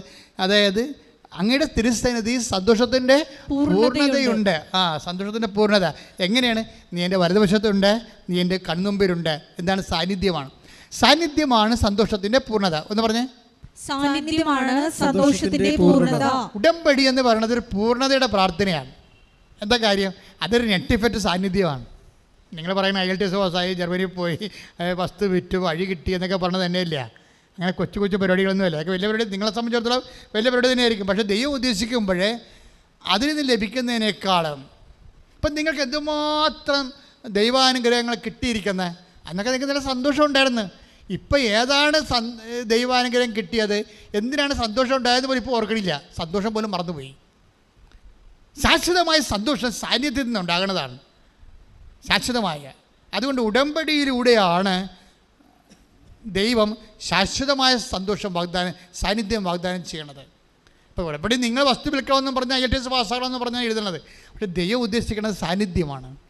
അപ്പോൾ നിങ്ങൾ സാന്നിധ്യത്തിന് വേണ്ടിയാണ് പ്രൈമറി ആയിട്ട് നിങ്ങൾ ദൈവദർശനം വെക്കുന്നുണ്ടെങ്കിൽ ദൈവം പറയും, ഇപ്പോഴും നീ ഗോട്ട് ദ പോയിന്റ്, ഇപ്പം നിങ്ങൾ കറക്റ്റ് കാര്യങ്ങൾ ചെയ്തെന്ന് പറയും. എന്താ കാര്യം? സാന്നിധ്യമാണ് ദൈവം ഉദ്ദേശിക്കുന്നത്. നമ്മുടെ മറ്റ് കല്യാണം നടക്കുക, കുഞ്ഞുങ്ങളുണ്ടാവുക, പഠനത്തിൽ ജയിക്കുക എന്നുള്ളതെല്ലാം ടെമ്പററി സംഭവമാണ്. ദൈവം അതിനൊക്കെ വലുതാണ് ഉദ്ദേശിക്കുന്നത്. എന്താണ് ഉദ്ദേശിക്കുന്നത്? സാന്നിധ്യമാണ്. അപ്പോൾ ഈ സാന്നിധ്യത്തിന് വേണ്ടിയാണ് നിങ്ങൾ ക്രേവ് ചെയ്യേണ്ടത്. ഇന്ന് പ്രാർത്ഥിച്ചേ, കർത്താവേ കർത്താവേ, ഉടമ്പടി വഴി ഉടമ്പടി വഴി അങ്ങ് വാഗ്ദാനം ചെയ്യുന്ന അങ്ങ് വാഗ്ദാനം ചെയ്യുന്ന ഏറ്റവും വലിയ ഏറ്റവും വലിയ വാഗ്ദാനമായ അങ്ങയുടെ സാന്നിധ്യത്തിനായി അങ്ങയുടെ സാന്നിധ്യത്തിനായി ഞാൻ കൊതിക്കുന്നു. ഞാൻ കൊതിക്കുന്നു. കർത്താവേ, കർത്താവേ, നിന്റെ സാന്നിധ്യത്തിൽ നിന്റെ സാന്നിധ്യത്തിൽ ശാശ്വതമായി അനുഭവിച്ചുകൊണ്ട് സമ്പൂർണ്ണ സന്തോഷം അനുഭവിക്കുവാൻ പൂർണ്ണ സന്തോഷം അനുഭവിക്കുവാൻ എന്നെ അഭിഷേകം ചെയ്യണം. എന്നെ അഭിഷേകം ശ്രദ്ധിക്കട്ടെ. ഹല്ലേലൂയ, ഹല്ലേലൂയ, ഹല്ലേലൂയ. യേശുവേ നന്ദി, ഹല്ലേലൂയ, ഹല്ലേലൂയ. ഹല്ലേലൂയ, ഹല്ലേലൂയ, ഹല്ലേലൂയ. യേശുവേ സ്തുതി, ഹല്ലേലൂയ, ഹല്ലേലൂയ. അപ്പോസ്തല പ്രവർത്തനം 2:28 എടുത്തേ. അപ്പോസ്തല പ്രവർത്തനം 2:28. ജീവന്റെ വഴികൾ പറഞ്ഞ ജീവന്റെ വഴികൾ ജീവന്റെ വഴികൾ അവിടുന്ന് എനിക്ക് കാണിച്ചു തന്നു. എനിക്ക് കാണിച്ചു തന്നു. തന്റെ സാന്നിധ്യത്താൽ അവിടുന്ന് എന്നെ സന്തോഷഭരിതനാക്കും. അപ്പോൾ സാന്നിധ്യമാണ് സന്തോഷം. ഉടമ്പടി നമ്മൾ വെക്കേണ്ട പ്രധാനപ്പെട്ട കാര്യം എന്താണ്? സാന്നിധ്യമാണ്. കാര്യം കഴിഞ്ഞ ദിവസം ആൻ്റണി എന്ന് പറഞ്ഞൊരു മനുഷ്യൻ സാക്ഷ്യം പറഞ്ഞു. തെക്കടശ്ശേരിക്കാരനാണ്, എൻ്റെ ഇടവക്കാരനല്ല. ഞാൻ അവിടെ 2 ഇടവക ഉണ്ട്, ലാറ്റിനും ഉണ്ട്, സിറിയൻ കാത്തലിക്കുമാണ്. അപ്പോൾ സിറിയൻ കാത്തലിക്കിലുള്ള വലിയപ്പൊരു സാക്ഷ്യം പറഞ്ഞു വിടാം. തെക്കടശ്ശേരി എന്ന് പറഞ്ഞുകൊണ്ട് ഞാൻ ശ്രദ്ധിച്ചത്. അപ്പാപ്പൻ ഒരു വലിയപ്പനാണ്. പിന്നെ ഹൃദയാഘാതമാണ്, 5 ബ്ലോക്കുണ്ട്. ഇപ്പോൾ അതിൻ്റെ ഓപ്പറേഷൻ എന്തോ കഴിഞ്ഞു. പക്ഷേ എന്നിട്ടും നെഞ്ചുവേദനക്ക് മാറ്റമില്ല. വീണ്ടും സ്കാൻ ചെയ്തപ്പോൾ 5 ബ്ലോക്ക് വേറെ ഉണ്ട്. പുള്ളി പെട്ടുപോയി. ഡോക്ടർ പറഞ്ഞു നിങ്ങൾക്ക് 5 അടി കൂടി നടക്കാൻ പറ്റത്തില്ലെന്ന് പറഞ്ഞു. അവൾ ഇരിപ്പുകാരനായിപ്പോയി, വേദനയും കൊണ്ട് ഇരിപ്പുകയാണ്. അപ്പോൾ ഉടമ്പടി എടുത്തു കഴിഞ്ഞപ്പോൾ പെട്ടെന്ന് ഈ മനുഷ്യൻ്റെ മുമ്പിൽ ഒരു സ്വരം, ആൻ്റണി എഴുന്നേറ്റ് റോഡിലേക്ക് വരാൻ പറഞ്ഞു. ഉടനെ ആരാണെന്നറിയാൻ പറ്റില്ല, ആരില്ല, സ്വരമാണ് ഉള്ളിൽ നിന്ന് കേൾക്കണത്. അപ്പോൾ പുള്ളിക്കാരൻ പറഞ്ഞ് എനിക്ക് നടക്കാൻ പറ്റത്തില്ല, ഡോക്ടർ പറഞ്ഞിട്ട് നടക്കരുതെന്ന് പറഞ്ഞിട്ടുണ്ടെന്ന്. പിന്നെ ആൻ്റണി എഴുന്നേക്കുക എന്ന് പറഞ്ഞു. ഉടനെ പുള്ളി കട്ടിലിൽ നിന്ന് എഴുന്നേറ്റ് റോഡേ വന്നു. അപ്പോൾ ഒരു 30 മീറ്ററായി. റോഡേ വന്നു കഴിഞ്ഞപ്പോൾ പിന്നെ കാര്യം വേദന ബ്ലോക്കുള്ള ആളാണ്. പിന്നീട് ആൻ്റണി പടിഞ്ഞോട്ട് നടക്കാൻ പറഞ്ഞു.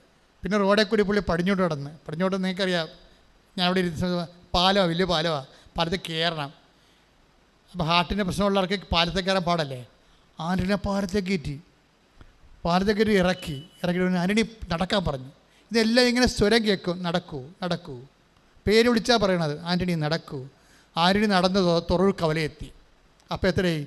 5 കിലോമീറ്ററായി. വീട്ടിൽ നിന്ന് 5 കിലോമീറ്റർ, 5 അടി പോരാൻ പറ്റാത്ത ആളെ പേര് പറഞ്ഞ് അവിടെ നിന്ന് വിളിച്ചെഴുന്നേൽപ്പിച്ചിട്ട് 5 കിലോമീറ്റർ നടത്തി തിരിച്ചു കൊണ്ടുവന്നാക്കി. ശ്രുതിക്കട്ടെ. ഇത് ഉടമ്പടിക്കാൻ പറ്റത്തുള്ളൂ. കാര്യം എന്താണ്? ഈ ഉടമ്പടി മാത്രമേ പാക്കേജ് ഉള്ളൂ. എന്താണ്? ഞാൻ നിൻ്റെ കൂടെ, I will come with you wherever you go, അല്ലേ? നമ്മൾ ജോഷുവ 1:9 വായിക്കണില്ലേ? വായിച്ച് ജോഷുവ 1:9. നിന്റെ ദൈവമായ കർത്താവ് പറഞ്ഞ നിന്റെ ദൈവമായ കർത്താവ് നീ പോകുന്നിടത്തെല്ലാം നിന്നോട് കൂടെ ഉണ്ടായിരിക്കും. കൈയടിച്ച് കർത്താവ് ശ്രദ്ധിക്കട്ടെ. ഇതുപോലൊരു വചനമാണ് മോസസിനോട് പറഞ്ഞിരിക്കുന്നത്. അതെല്ലാം ഉടമ്പടിയുടെ ആണി വചനങ്ങളാണ്. 33:14 പുറപ്പാട് പുസ്തകം. ശ്രദ്ധിക്കട്ടെ. ഹല്ലേലൂയ, ഹല്ലേലൂയ, ഹല്ലേലൂയ, ഹല്ലേലൂയ. യേശുവേ നന്ദി, ഹല്ലേലൂയ. പുറപ്പാട് 33:14. കർത്താവ് പറഞ്ഞു ഞാൻ തന്നെ നിന്നോട് കൂടെ വരികയും നിനക്ക് ആശ്വാസം നൽകുകയും ചെയ്യും. ആശ്വാസം മാത്രമല്ലേ, ധൈര്യം നൽകും. എല്ലാ തരത്തിലും സന്ധിക്കും. അതായത് എൻ്റെ മക്കൾ എന്തിനാണ് ഞാൻ ഇങ്ങനെ പറയണമെന്ന് വെച്ച് കഴിഞ്ഞാൽ, ഇപ്പോഴും ആൾക്കാർ ഉടമ്പടിയുടെ യഥാർത്ഥ കേന്ദ്രത്തിൽ ചെന്നിട്ടില്ല. ഇന്ത്യ വരെ ആഗ്ര വരെ ചെന്നിട്ട് താജ്മഹലും കണ്ട് പോകുന്ന പോലെ പല ആൾക്കാരും ചെയ്യിക്കേണ്ടത്. അപ്പുറത്ത് ഡൽഹി ഉണ്ടല്ലോ, തലസ്ഥാനത്ത് പോയിട്ടില്ല ആൾക്കാർ എന്ന് പറഞ്ഞ പോലെ ഒരു സംഭവം. ഉടമ്പടിയുടെ കേന്ദ്രമെന്ന് പറയുന്നത് സാന്നിധ്യമാണ്. ദൈവത്തിൻ്റെ ഏറ്റവും വലിയ കൊതി എന്താണെന്നറിയാവുന്ന, നമ്മുടെ കൂടെ സഞ്ചരിക്കുക, ജീവിക്കുക, സാന്നിധ്യം നൽകുകയാണ് ചെയ്യണത്. ബാക്കിയെല്ലാം അതാണ് ലക്ഷ്യം ദൈവത്തിൻ്റെ. നിൻ്റെ പ്രശ്നങ്ങളെല്ലാം ദൈവത്തിൻ്റെ മാർഗമാണ്. ദൈവത്തിൻ്റെ ലക്ഷ്യം എന്ന് പറയുന്നത് നിൻ്റെ കൂടെ എൻ്റെ കൂടെ ജീവിക്കുക എന്നുള്ളതാണ്. അപ്പോൾ നീ അതിന് പ്രാധാന്യം കൊടുത്തന്നെ ഉടമ്പടിയിൽ സെറ്റ് ചെയ്യണമെന്നുണ്ടെങ്കിൽ, കർത്താവേ നീ എന്നെ വിട്ടു പിരിഞ്ഞു പോകരുത്, എൻ്റെ കൂടെ ഉണ്ടാകണം. കഴിഞ്ഞ ദിവസങ്ങളൊക്കെ ധ്യാനിപ്പിച്ചപ്പോഴേ അപ്പോസ്തലന്മാർ സന്ധ്യ ആയപ്പോൾ കർത്താവ് പറഞ്ഞു, എമാവൂസ് ശിഷ്യന്മാരില്ലേ, പണപോക്ക് സന്ധ്യയായി. അപ്പോൾ യേശു മുന്നോട്ട് നടക്കുന്നതായിട്ട് ഭാവിച്ചു എന്നാണ് പറയണത്. അപ്പോൾ അപ്പോസ്തലൻ പറഞ്ഞു, സന്ധ്യയായി, നീ ഞങ്ങളോടൊത്ത് വസിച്ചാലും. തിരിച്ച് വിളിച്ചു. തിരിച്ച് വിളിച്ചില്ലെങ്കിൽ ആ ഒരു പോക്കും പോകും. അതാണ് വിഷയം. സാന്നിധ്യം വിളിച്ച് ചേർക്കേണ്ടതാണ്, അല്ലാതെ ഓട്ടോമാറ്റിക്കായിട്ട് സംഭവിക്കുന്നതല്ല. അതിൽ നിന്ന് വ്യക്തമാണ്. ആ take the word of God ശ്രദ്ധിക്കട്ടെ. ലൂക്ക 24:29. അവർ അവനെ നിർബന്ധിച്ചുകൊണ്ട് പറഞ്ഞു, അവൻ അവരെ നിർബന്ധിച്ചുകൊണ്ട് പറഞ്ഞു, ഞങ്ങളോട് കൂടെ താമസിക്കുക, നേരം വൈകുന്നു, പകൽ അസ്തമിക്കാറായി. അവൻ അവരോട് കൂടെ താമസിക്കുവാൻ കയറി. നമുക്കൊക്കെ വരുന്നൊരു പ്രശ്നമുണ്ടല്ലോ, നേരെ എപ്പോൾ വേണമെങ്കിലും വൈകാം.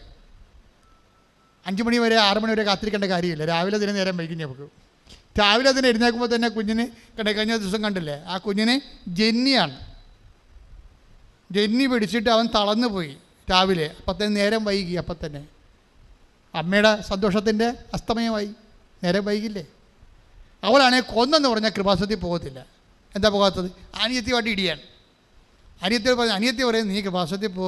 പിന്നെ മാതാവിന് കാശ് കൊടുത്തിട്ടാണ് മാതാവിനെ ധ്യാനിക്കണത്. മാതാവ് ഞങ്ങളുടെ നാട്ടിലുണ്ട്, നീ അത് ആ കൃപാസനത്തിൻ്റെ കാര്യം നിങ്ങളുടെ പറഞ്ഞു പറയേണ്ട കാര്യം. കാര്യം ഈ പത്രവും ചിലരൊക്കെ സ്ഥലമൊക്കെ പത്രമൊക്കെ വാങ്ങിക്കണ്ടേ. നമ്മളെ സ്വസ്ഥക്കാഴ്ച പോലും എടുക്കണില്ല. പിന്നെ പത്രം നമ്മൾ പുറത്തടിക്കണ കാരണം അതിൻ്റെ പൈസ വാങ്ങിക്കുന്നുണ്ട്. നമ്മൾ ഇനിയും അടിക്കണമല്ല. പക്ഷേ എന്താ പ്രോബ്ലം വെച്ച് കഴിഞ്ഞാൽ, അല്ലാതെ ഒരു സാധനവും സംഭാവനയോ സ്വസ്ഥക്കാഴ്ച ഒരു സാധനം നിങ്ങൾക്കത് വാങ്ങിക്കണില്ലല്ലോ. ഇവിടെ ആരും വേണ്ടി നിൽക്കണ വില എഴുതി വെച്ചിട്ട് കുർബാന പണം എഴുതി വെച്ചിട്ടില്ല ഇവിടെ. ഞങ്ങൾക്ക് വേണമെങ്കിൽ ഒരു 30 ലക്ഷം രൂപ യൂട്യൂബിൽ നിന്ന് ഉണ്ടാക്കാം ഒരു മാസം. അത്രയും വരുമാനം വേണ്ടി അത് വാങ്ങിക്കണില്ല. അത് എന്താ വാങ്ങിക്കാത്തതിൻ്റെ കാരണം വെച്ചാൽ ഇപ്പോൾ കാസ ഇല്ലേ, കാസ അത് സ്വർണ്ണമാണെന്ന് വിചാരിച്ചോ, ആരെങ്കിലും വിൽക്കുമോ? അത് കൊടുത്താൽ കാശ് കിട്ടും വിചാരിച്ചിട്ട് വിൽക്കത്തില്ല. അത് കർത്താവിൻ്റെ തിരുരക്തം കുദാശ ചെയ്യേണ്ടതാണ്, അതിന് വിലയിടാൻ പറ്റത്തില്ല. അതുകൊണ്ട് ഞങ്ങൾ ഇപ്പോൾ വരെ എടുത്ത തീരുമാനം, ഇപ്പം നാളെ മാറിയിട്ട് ചിലപ്പോൾ എന്ന് പറയാം, വെച്ചാൽ ഇവർ ഇത് തന്നെ അവർക്ക് റീഫണ്ട് ചെയ്യുവച്ചാൽ ചില വന്നിട്ട് വന്ന് ഉപദേശിക്കും, മീഡിയ മാൻ വന്ന് ഉപദേശിക്കും, നിങ്ങളുടെ യൂട്യൂബിൻ്റെ വരുമാനം കൂട്ടാൻ വേണ്ടി അവർ തരുന്ന പൈസ നിങ്ങൾ കാശ് വാങ്ങിക്കണ്ട, മറിച്ച് അത് നിങ്ങൾ അവർക്ക് റീഫണ്ട് ചെയ്യും, എന്നിട്ടത് യൂട്യൂബിൻ്റെ പ്രൊമോഷന് വേണ്ടി എടുക്കുക. അങ്ങനെയൊക്കെ വല്ല ചിന്ത ഇപ്പോൾ ഉണ്ട്. കാരണം നമ്മൾ പൈസ 5 പൈസ വാങ്ങിക്കത്തില്ല, തിരിച്ച് കമ്പനിക്ക് തന്നെ അവർ പൈസ തരണ്ട, അതിന് ആ പൈസയൊക്കെ അവർ നമ്മുടെ യൂട്യൂബ് പ്രൊമോട്ട് ചെയ്താൽ മതി എന്ന് പറഞ്ഞ് ഇപ്പോൾ മീഡിയ ഉപദേശകർ ഇവിടെ വരുന്നുണ്ട്. ഞങ്ങൾ അതിനെ പോസിറ്റീവായിട്ട് തന്നെ എടുക്കണത്. പക്ഷേ പ്രാർത്ഥിച്ച് മെസ്സേജ് എടുത്താൽ മാത്രമേ നടപ്പിൽ വരത്തുള്ളൂ. പക്ഷേ അതിൻ്റെ 5 പൈസ നമ്മൾ ഈ സ്ഥാപനം മേടിക്കത്തില്ല ഒരിക്കലും. കാര്യം അത് കർത്താവിന്. അപ്പോൾ അങ്ങോട്ട് തന്നെ എടുക്കുകയാണ്. നമ്മുടെ യൂട്യൂബ് പ്രൊമോട്ട് ചെയ്ത് പോകണമെങ്കിൽ ലക്ഷങ്ങളിലേക്ക് പെട്ടെന്ന് കർത്താവിൻ്റെ വചനം എത്തും. അപ്പോൾ നമ്മളതിന് വേണ്ടിയാണ് ഈ കട്ടപ്പാട് മുഴുവൻ. നിങ്ങളെ കൊണ്ടൊക്കെ ഓരോ സ്ഥലത്തും പത്രമൊക്കെ കൊടുപ്പിക്കേണ്ട ഉദ്ദേശം എന്താണ്? കർത്താവിനെ അറിയാത്തവരെ അറിയണം, അറിഞ്ഞവർ ആഴപ്പെടണം. അതിന് മനസ്സുള്ള ആൾക്കാരെ സന്തോഷത്തോടെ ചെയ്യും, ദൈവം അവിടെ കൂടെ സഞ്ചരിക്കുകയും ചെയ്യും. അത് കൃത്യമായ അനുഭവങ്ങളല്ല നമുക്കുള്ളത്. എന്താ പ്രശ്നം വെച്ച് കഴിഞ്ഞാൽ, ഈ ഒരു വിഷയത്തിൽ നമ്മൾ ശ്രദ്ധിക്കേണ്ട ഒരു വിഷയം, ദൈവത്തിൻ്റെ മനസ്സിലിരിപ്പ് നമ്മുടെ കൂടെ സാന്നിധ്യം നൽകണം എന്നുള്ളതാണ്. പിന്നെ ദൈവത്തിൻ്റെ 2 മനസ്സിലിരിപ്പുണ്ട്. ഹിഡൻ അജണ്ട എന്ന് നമ്മളൊക്കെ നാട്ടുകാർ പറഞ്ഞ പോലെ 2 ഹിഡൻ രഹസ്യമായ ഗൂഢ മനസ്ഥിതിയുണ്ട്. ഒന്ന്, നമ്മുടെ കൂടെ നിത്യമായിട്ട് ദൈവം സാന്നിധ്യമായിട്ട് ചെയ്ത് ജീവിക്കണം. അതിനാണ് ഉടമ്പടി ദൈവം വെച്ചിരിക്കുന്നത്. രണ്ടാമത് വെച്ചിരിക്കുന്നത് നമ്മൾ നിർബന്ധിക്കണം. അതാണ് വിഷയം. അല്ല വെറുതെ ദൈവം വന്ന് നമ്മുടെ കൂടെ താമസിക്കത്തില്ല. ഈ നിർബന്ധമാണ് പലപ്പോഴും നമ്മളെ പലതരത്തിൽ പ്രേക്ഷിത പ്രവർത്തനമൊക്കെ മാറ്റുന്നത്. ഒരു നിർബന്ധമാണ്. കർത്താവെ, ഞാൻ 100 പേരെ അങ്ങയെ അറിയിക്കും, അങ്ങ് എന്നെ വിട്ട് പിരിഞ്ഞു പോകരുത്. കർത്താവ്, ഞാൻ രോഗികൾക്ക് കൊണ്ടുപോയി ഭക്ഷണം കൊടുക്കും, അങ്ങ് എന്നെ വിട്ട് പിരിഞ്ഞു പോകരുത്. കർത്താവ്, ഞാൻ കൊണ്ടുപോയി ആശുപത്രി കൊണ്ടുപോയി രോഗികളെ കാണും, കർത്താവെ, നീ എന്നെ വിട്ട് പിരിഞ്ഞു പോകരുത്. അപ്പം നമ്മുടെ ഓരോ പ്രേക്ഷിത പ്രവർത്തനം പ്രാർത്ഥനയുടെ ഉദ്ദേശം എന്താണ്? കർത്താവെ, നീ എൻ്റെ കൂടെ വസിക്കണം. എല്ലാ പ്രേക്ഷിത പ്രവർത്തനവും നീ നിൻ്റെ പരീക്ഷ, വീട്, വസ്തു അതൊക്കെ കർത്താവ് നോക്കിക്കൊള്ളും. നീ പ്രാധാന്യം കൊടുക്കണം എന്താണ്? കർത്താവെ, ഞങ്ങളോടൊത്ത് വസിക്കുക. കാരണം എന്താണ്? നേരം വൈകുന്നു, സൂര്യൻ അസ്തമിക്കാറായി. ഓരോ നിമിഷവും അസ്തമയം വരുമ്പോൾ കർത്താവിനെ വിളിക്കാൻ കാലമായെന്ന് ചിന്തിച്ചിട്ട് അത് വെറുതെ വിളിച്ചോണ്ടിരിക്കാൻ പറ്റത്തില്ല. അതിന് പകരം നമ്മൾ പ്രവർത്തിച്ച് പ്രേക്ഷിത പ്രവർത്തനങ്ങളിലൂടെ കർത്താവിനെ നിർബന്ധിക്കുകയാണ്. എന്തിനാണ്? നമ്മുടെ കൂടെ വസിക്കാൻ. കാര്യം ഉടമ്പടിയുടെ ആത്യന്തികമായ ലക്ഷ്യം എന്താണ്? സാന്നിധ്യം. പ്രാർത്ഥിക്കുക, കർത്താവേ ഉടമ്പടിയുടെ ഏറ്റവും വലിയ ദൈവിക ലക്ഷ്യമായ ദൈവ സാന്നിധ്യത്തിലെ ജീവിക്കാൻ വേണ്ടി എന്റെ പ്രാർത്ഥനാ ജീവിതത്തെ, പ്രവർത്തനങ്ങളെ, ഉടമ്പടി ജീവിത രീതിയെ അങ്ങ് പൂർണ്ണമായി പ്രയോജനപ്പെടുത്തിക്കൊണ്ട് എന്നിൽ വസിക്കണമേ. എന്റെ സഹസഞ്ചാരിയായി കൂടെ നടക്കണമേ. നിത്യത വരെ. ശ്രദ്ധിക്കട്ടെ, സ്തുതിക്കട്ടെ. ഹല്ലേലൂയ. ഹല്ലേലൂയ ഹല്ലേലൂയ ഹല്ലേലൂയ. യേശുവേ നന്ദി. ഹല്ലേലൂയ. കൂടെ വസിക്കണമേ നാഥാ, കൂടെ വസിക്കണമേ. ഒരുമിച്ച് പാടുക എല്ലാവരും. നാഥാ, കൂടെ വസിക്കണമേ നാഥാ, കൂടെ വസിക്കണമേ. എല്ലാവരും എഴുന്നേൽക്കുക. ഓരോ രോഗങ്ങളും പീഡകളും എല്ലാം അച്ഛൻ പ്രാർത്ഥിക്കുമ്പോൾ മക്കൾ ഇതുപോലെ പാട്ട് പാടണം. പ്രാർത്ഥന പാട്ടായിട്ട് നാഥാ കൂടെ വസിക്കണമേ, നാഥാ സമയം വൈകുന്നു, നാഥാ സൂര്യൻ മായുന്നു, നാഥാ സമയം വൈകുന്നു, നാഥാ സൂര്യൻ മായുന്നു, നാഥാ കൂടെ വസിക്കണമേ. ഒരുമിച്ച് പാടുക. നാഥാ, കൂടെ വസിക്കണമേ നാഥാ, നേരമിരുളുന്നു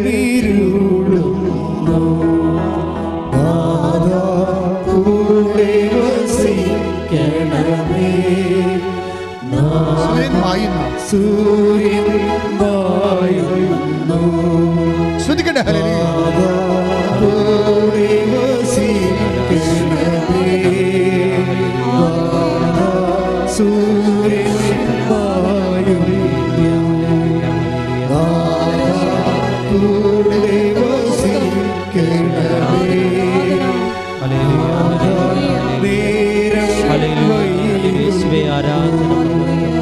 നാഥാ, കൂടെ വസിക്കണമേ.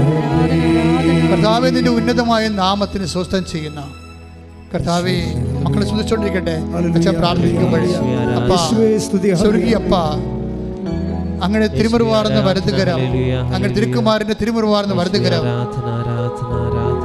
ഇപ്പോൾ ജനത്തിന് മേൽ നീട്ടണമെന്ന് പ്രാർത്ഥിക്കുന്നു. അപ്പാ, അങ്ങ് പുത്രന യേശുക്രിസ്തു നാമത്തിലെ അപ്പോസ്തലന്മാരെ പോലെ ഞങ്ങൾ പ്രാർത്ഥിക്കുന്നു. അപ്പാ, രോഗികളായിട്ടുള്ളവരെ സ്പർശിക്കണമേ, അലഞ്ഞ രോഗികളെ സ്പർശിക്കണം. അപ്പം എത്രയോ മരുന്ന് കഴിച്ചിട്ടും ഒരു പരിഹാരമില്ലാതെ, ഡോക്ടറിനെ പോലും ഇനി എന്താണ് ചികിത്സയെന്ന് അറിയാതെ, ഇനി ആശുപത്രിയിലോട്ട് വരണ്ട, ഇനി എന്താണ് മരുന്ന് അറിയാൻ പാടില്ലാതെ ഡോക്ടർ പോലും ഞങ്ങളുടെ മുഖത്ത് നോക്കി ഉത്കണ്ഠപ്പെടുന്ന സമയങ്ങളിൽ ഞങ്ങളുടെ നേരം വൈകുന്നു. അപ്പ, നാടാ ഈ നിമിഷം സൗഖ്യമായി, ഈ നിമിഷം കരുത്തായി ഞങ്ങളുടെ കൂടെ വസിക്കണമേ. ശ്രദ്ധിക്കണേ.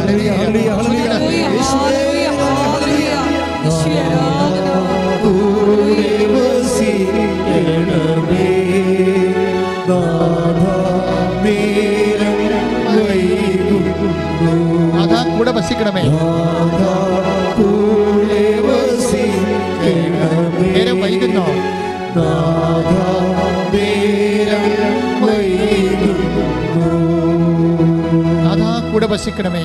നാഥാ, കൂടെ വസിക്കണമേ നാഥാ സൂര്യൻ മായുന്നു നാഥാ, സൂര്യൻ മായുന്നു ശ്രദ്ധിക്കട്ടെ. ഹല്ലേലൂയ.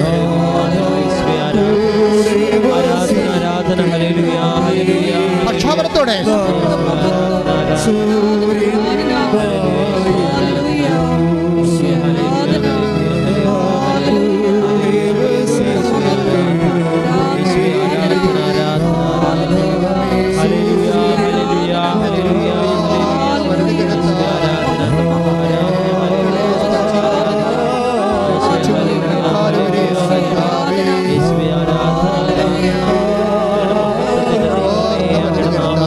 മക്കളെ സ്പർശിക്കണമേ എന്ന് വൈദ്യുത ആധാരം പോലെ അങ്ങയുടെ ദൈവികമായ ശക്തി ഓരോ രോഗികളുടെ മേൽ, ഓരോ കോശങ്ങളില്, ഓരോ പേശികളില്, ഓരോ ഞരമ്പുകളിലും, ഹൃദയത്തിലും, ആന്തരിക അവയവങ്ങളിലും കർത്താവേ നിന്റെ രക്തത്താൽ കുളിപ്പിക്കണമേ. ഓരോ അവയവങ്ങളും കർത്താവേ നിന്റെ തിരുരക്തത്താൽ നിർമ്മിക്കണമേ. അസ്ഥികള്, കോശങ്ങള്, അസ്ഥിക്കുഴകള്, കരള്, കിഡ്നി, കശേരിക്കള്, പൈസ്കോടുകള്, തലച്ചോറുകള്, കർത്താവേ, മാനസിക രോഗങ്ങള്, തീരാവേദനകള്, സിസ്റ്റ് രോഗങ്ങൾ, PCOD രോഗങ്ങൾ, കർത്താവേ ആൽസർ രോഗങ്ങൾ, അൾസർ രോഗങ്ങൾ, മക്കളില്ലാത്ത അവസ്ഥകൾ, കർത്താവേ എല്ലാ അലർജി രോഗങ്ങളും കർത്താവേ നീ സ്പർശിക്കണമേ. ഞങ്ങൾക്ക് വേണ്ടി ക്രൂശിക്കപ്പെട്ടവനെ, ഞങ്ങൾക്ക് വേണ്ടി തിരുവിലാവിൽ മുറിവേറ്റവനെ, ഞങ്ങൾക്ക് വേണ്ടി മുക്കിടം ചൂടിയവനെ, ഓ ആരാധനെ, ഓ ആരാധനെ. കർത്താവേ നിന്റെ തിരുത്തം മഴ പോലെ പെയ്യട്ടെ. കർത്താവേ തിരുത്തം മഴ പോലെ പെയ്യട്ടെ. എല്ലാ കോശങ്ങളിലും കർത്താവിൻ്റെ തലം കെട്ട് നിൽക്കട്ടെ. എല്ലാ കോശികളും വസ്തുക്കളിലും കണ്ണ് കാണാത്തവര്, ചെവി കേൾക്കാത്തവര്, തൊണ്ടയുടെ തൈകളുള്ളവര് കർത്താവേ സ്പർശിക്കണമേ, ഹൃദയത്തെ സ്പർശിക്കണമേ. വലിയ രോഗികളെ, ശ്വാസം കൊണ്ടുള്ളവർ കർത്താവേ, മണ്ണ് രോഗികള്, അലർജി രോഗികള്, ത്വക്ക് രോഗികളെല്ലാം ഭാഷാപരത്തോടെ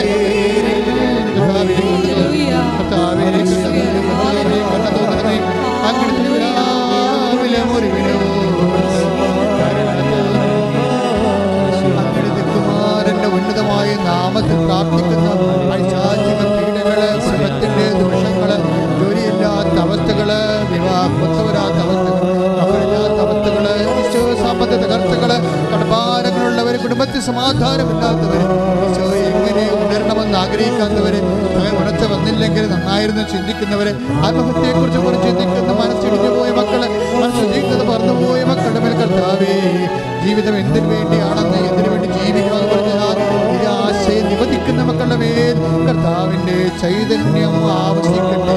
അമ്മേ പുരുഷന്റെ ചുവട്ടിലമ്മേ യേശു ക്രിസ്തുവിന്റെ വിശുദ്ധമായ രക്തത്തിൽ ചവിട്ടി നിൽക്കുന്നമ്മേ, അമ്മയുടെ ധൈര്യത്താൽ ഈ മക്കളെ അഭിഷേകം ചെയ്യണമെന്ന് പ്രാർത്ഥിക്കുന്ന യേശുവിന്റെ ശക്തി വെക്കട്ടെ, യേശുവിന്റെ കൃപ ചൊരിയട്ടെ, യേശുവിന്റെ സ്നേഹത്താൽ ഈ മക്കൾ സ്നാനം ചെയ്യപ്പെടട്ടെ.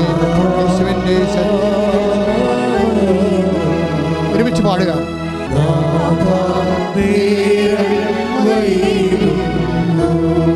സൂര്യൻ താഴുന്ന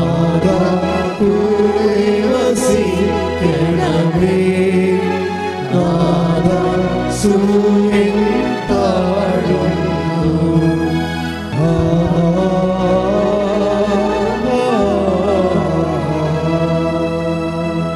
മുട്ടേ നിൽക്കുക.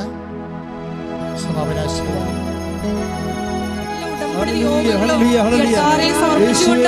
പ്രതിഷേധത്തിന് സാക്ഷികളാക്കി ഞങ്ങളെ ഉയർത്തണമേ എന്ന് പ്രാർത്ഥിച്ചുകൊണ്ട് ശിരസ് നമിച്ച് ദിവികാരുണ്യനാഥന്റെ ആശീർവാദം സ്വീകരിക്കാം.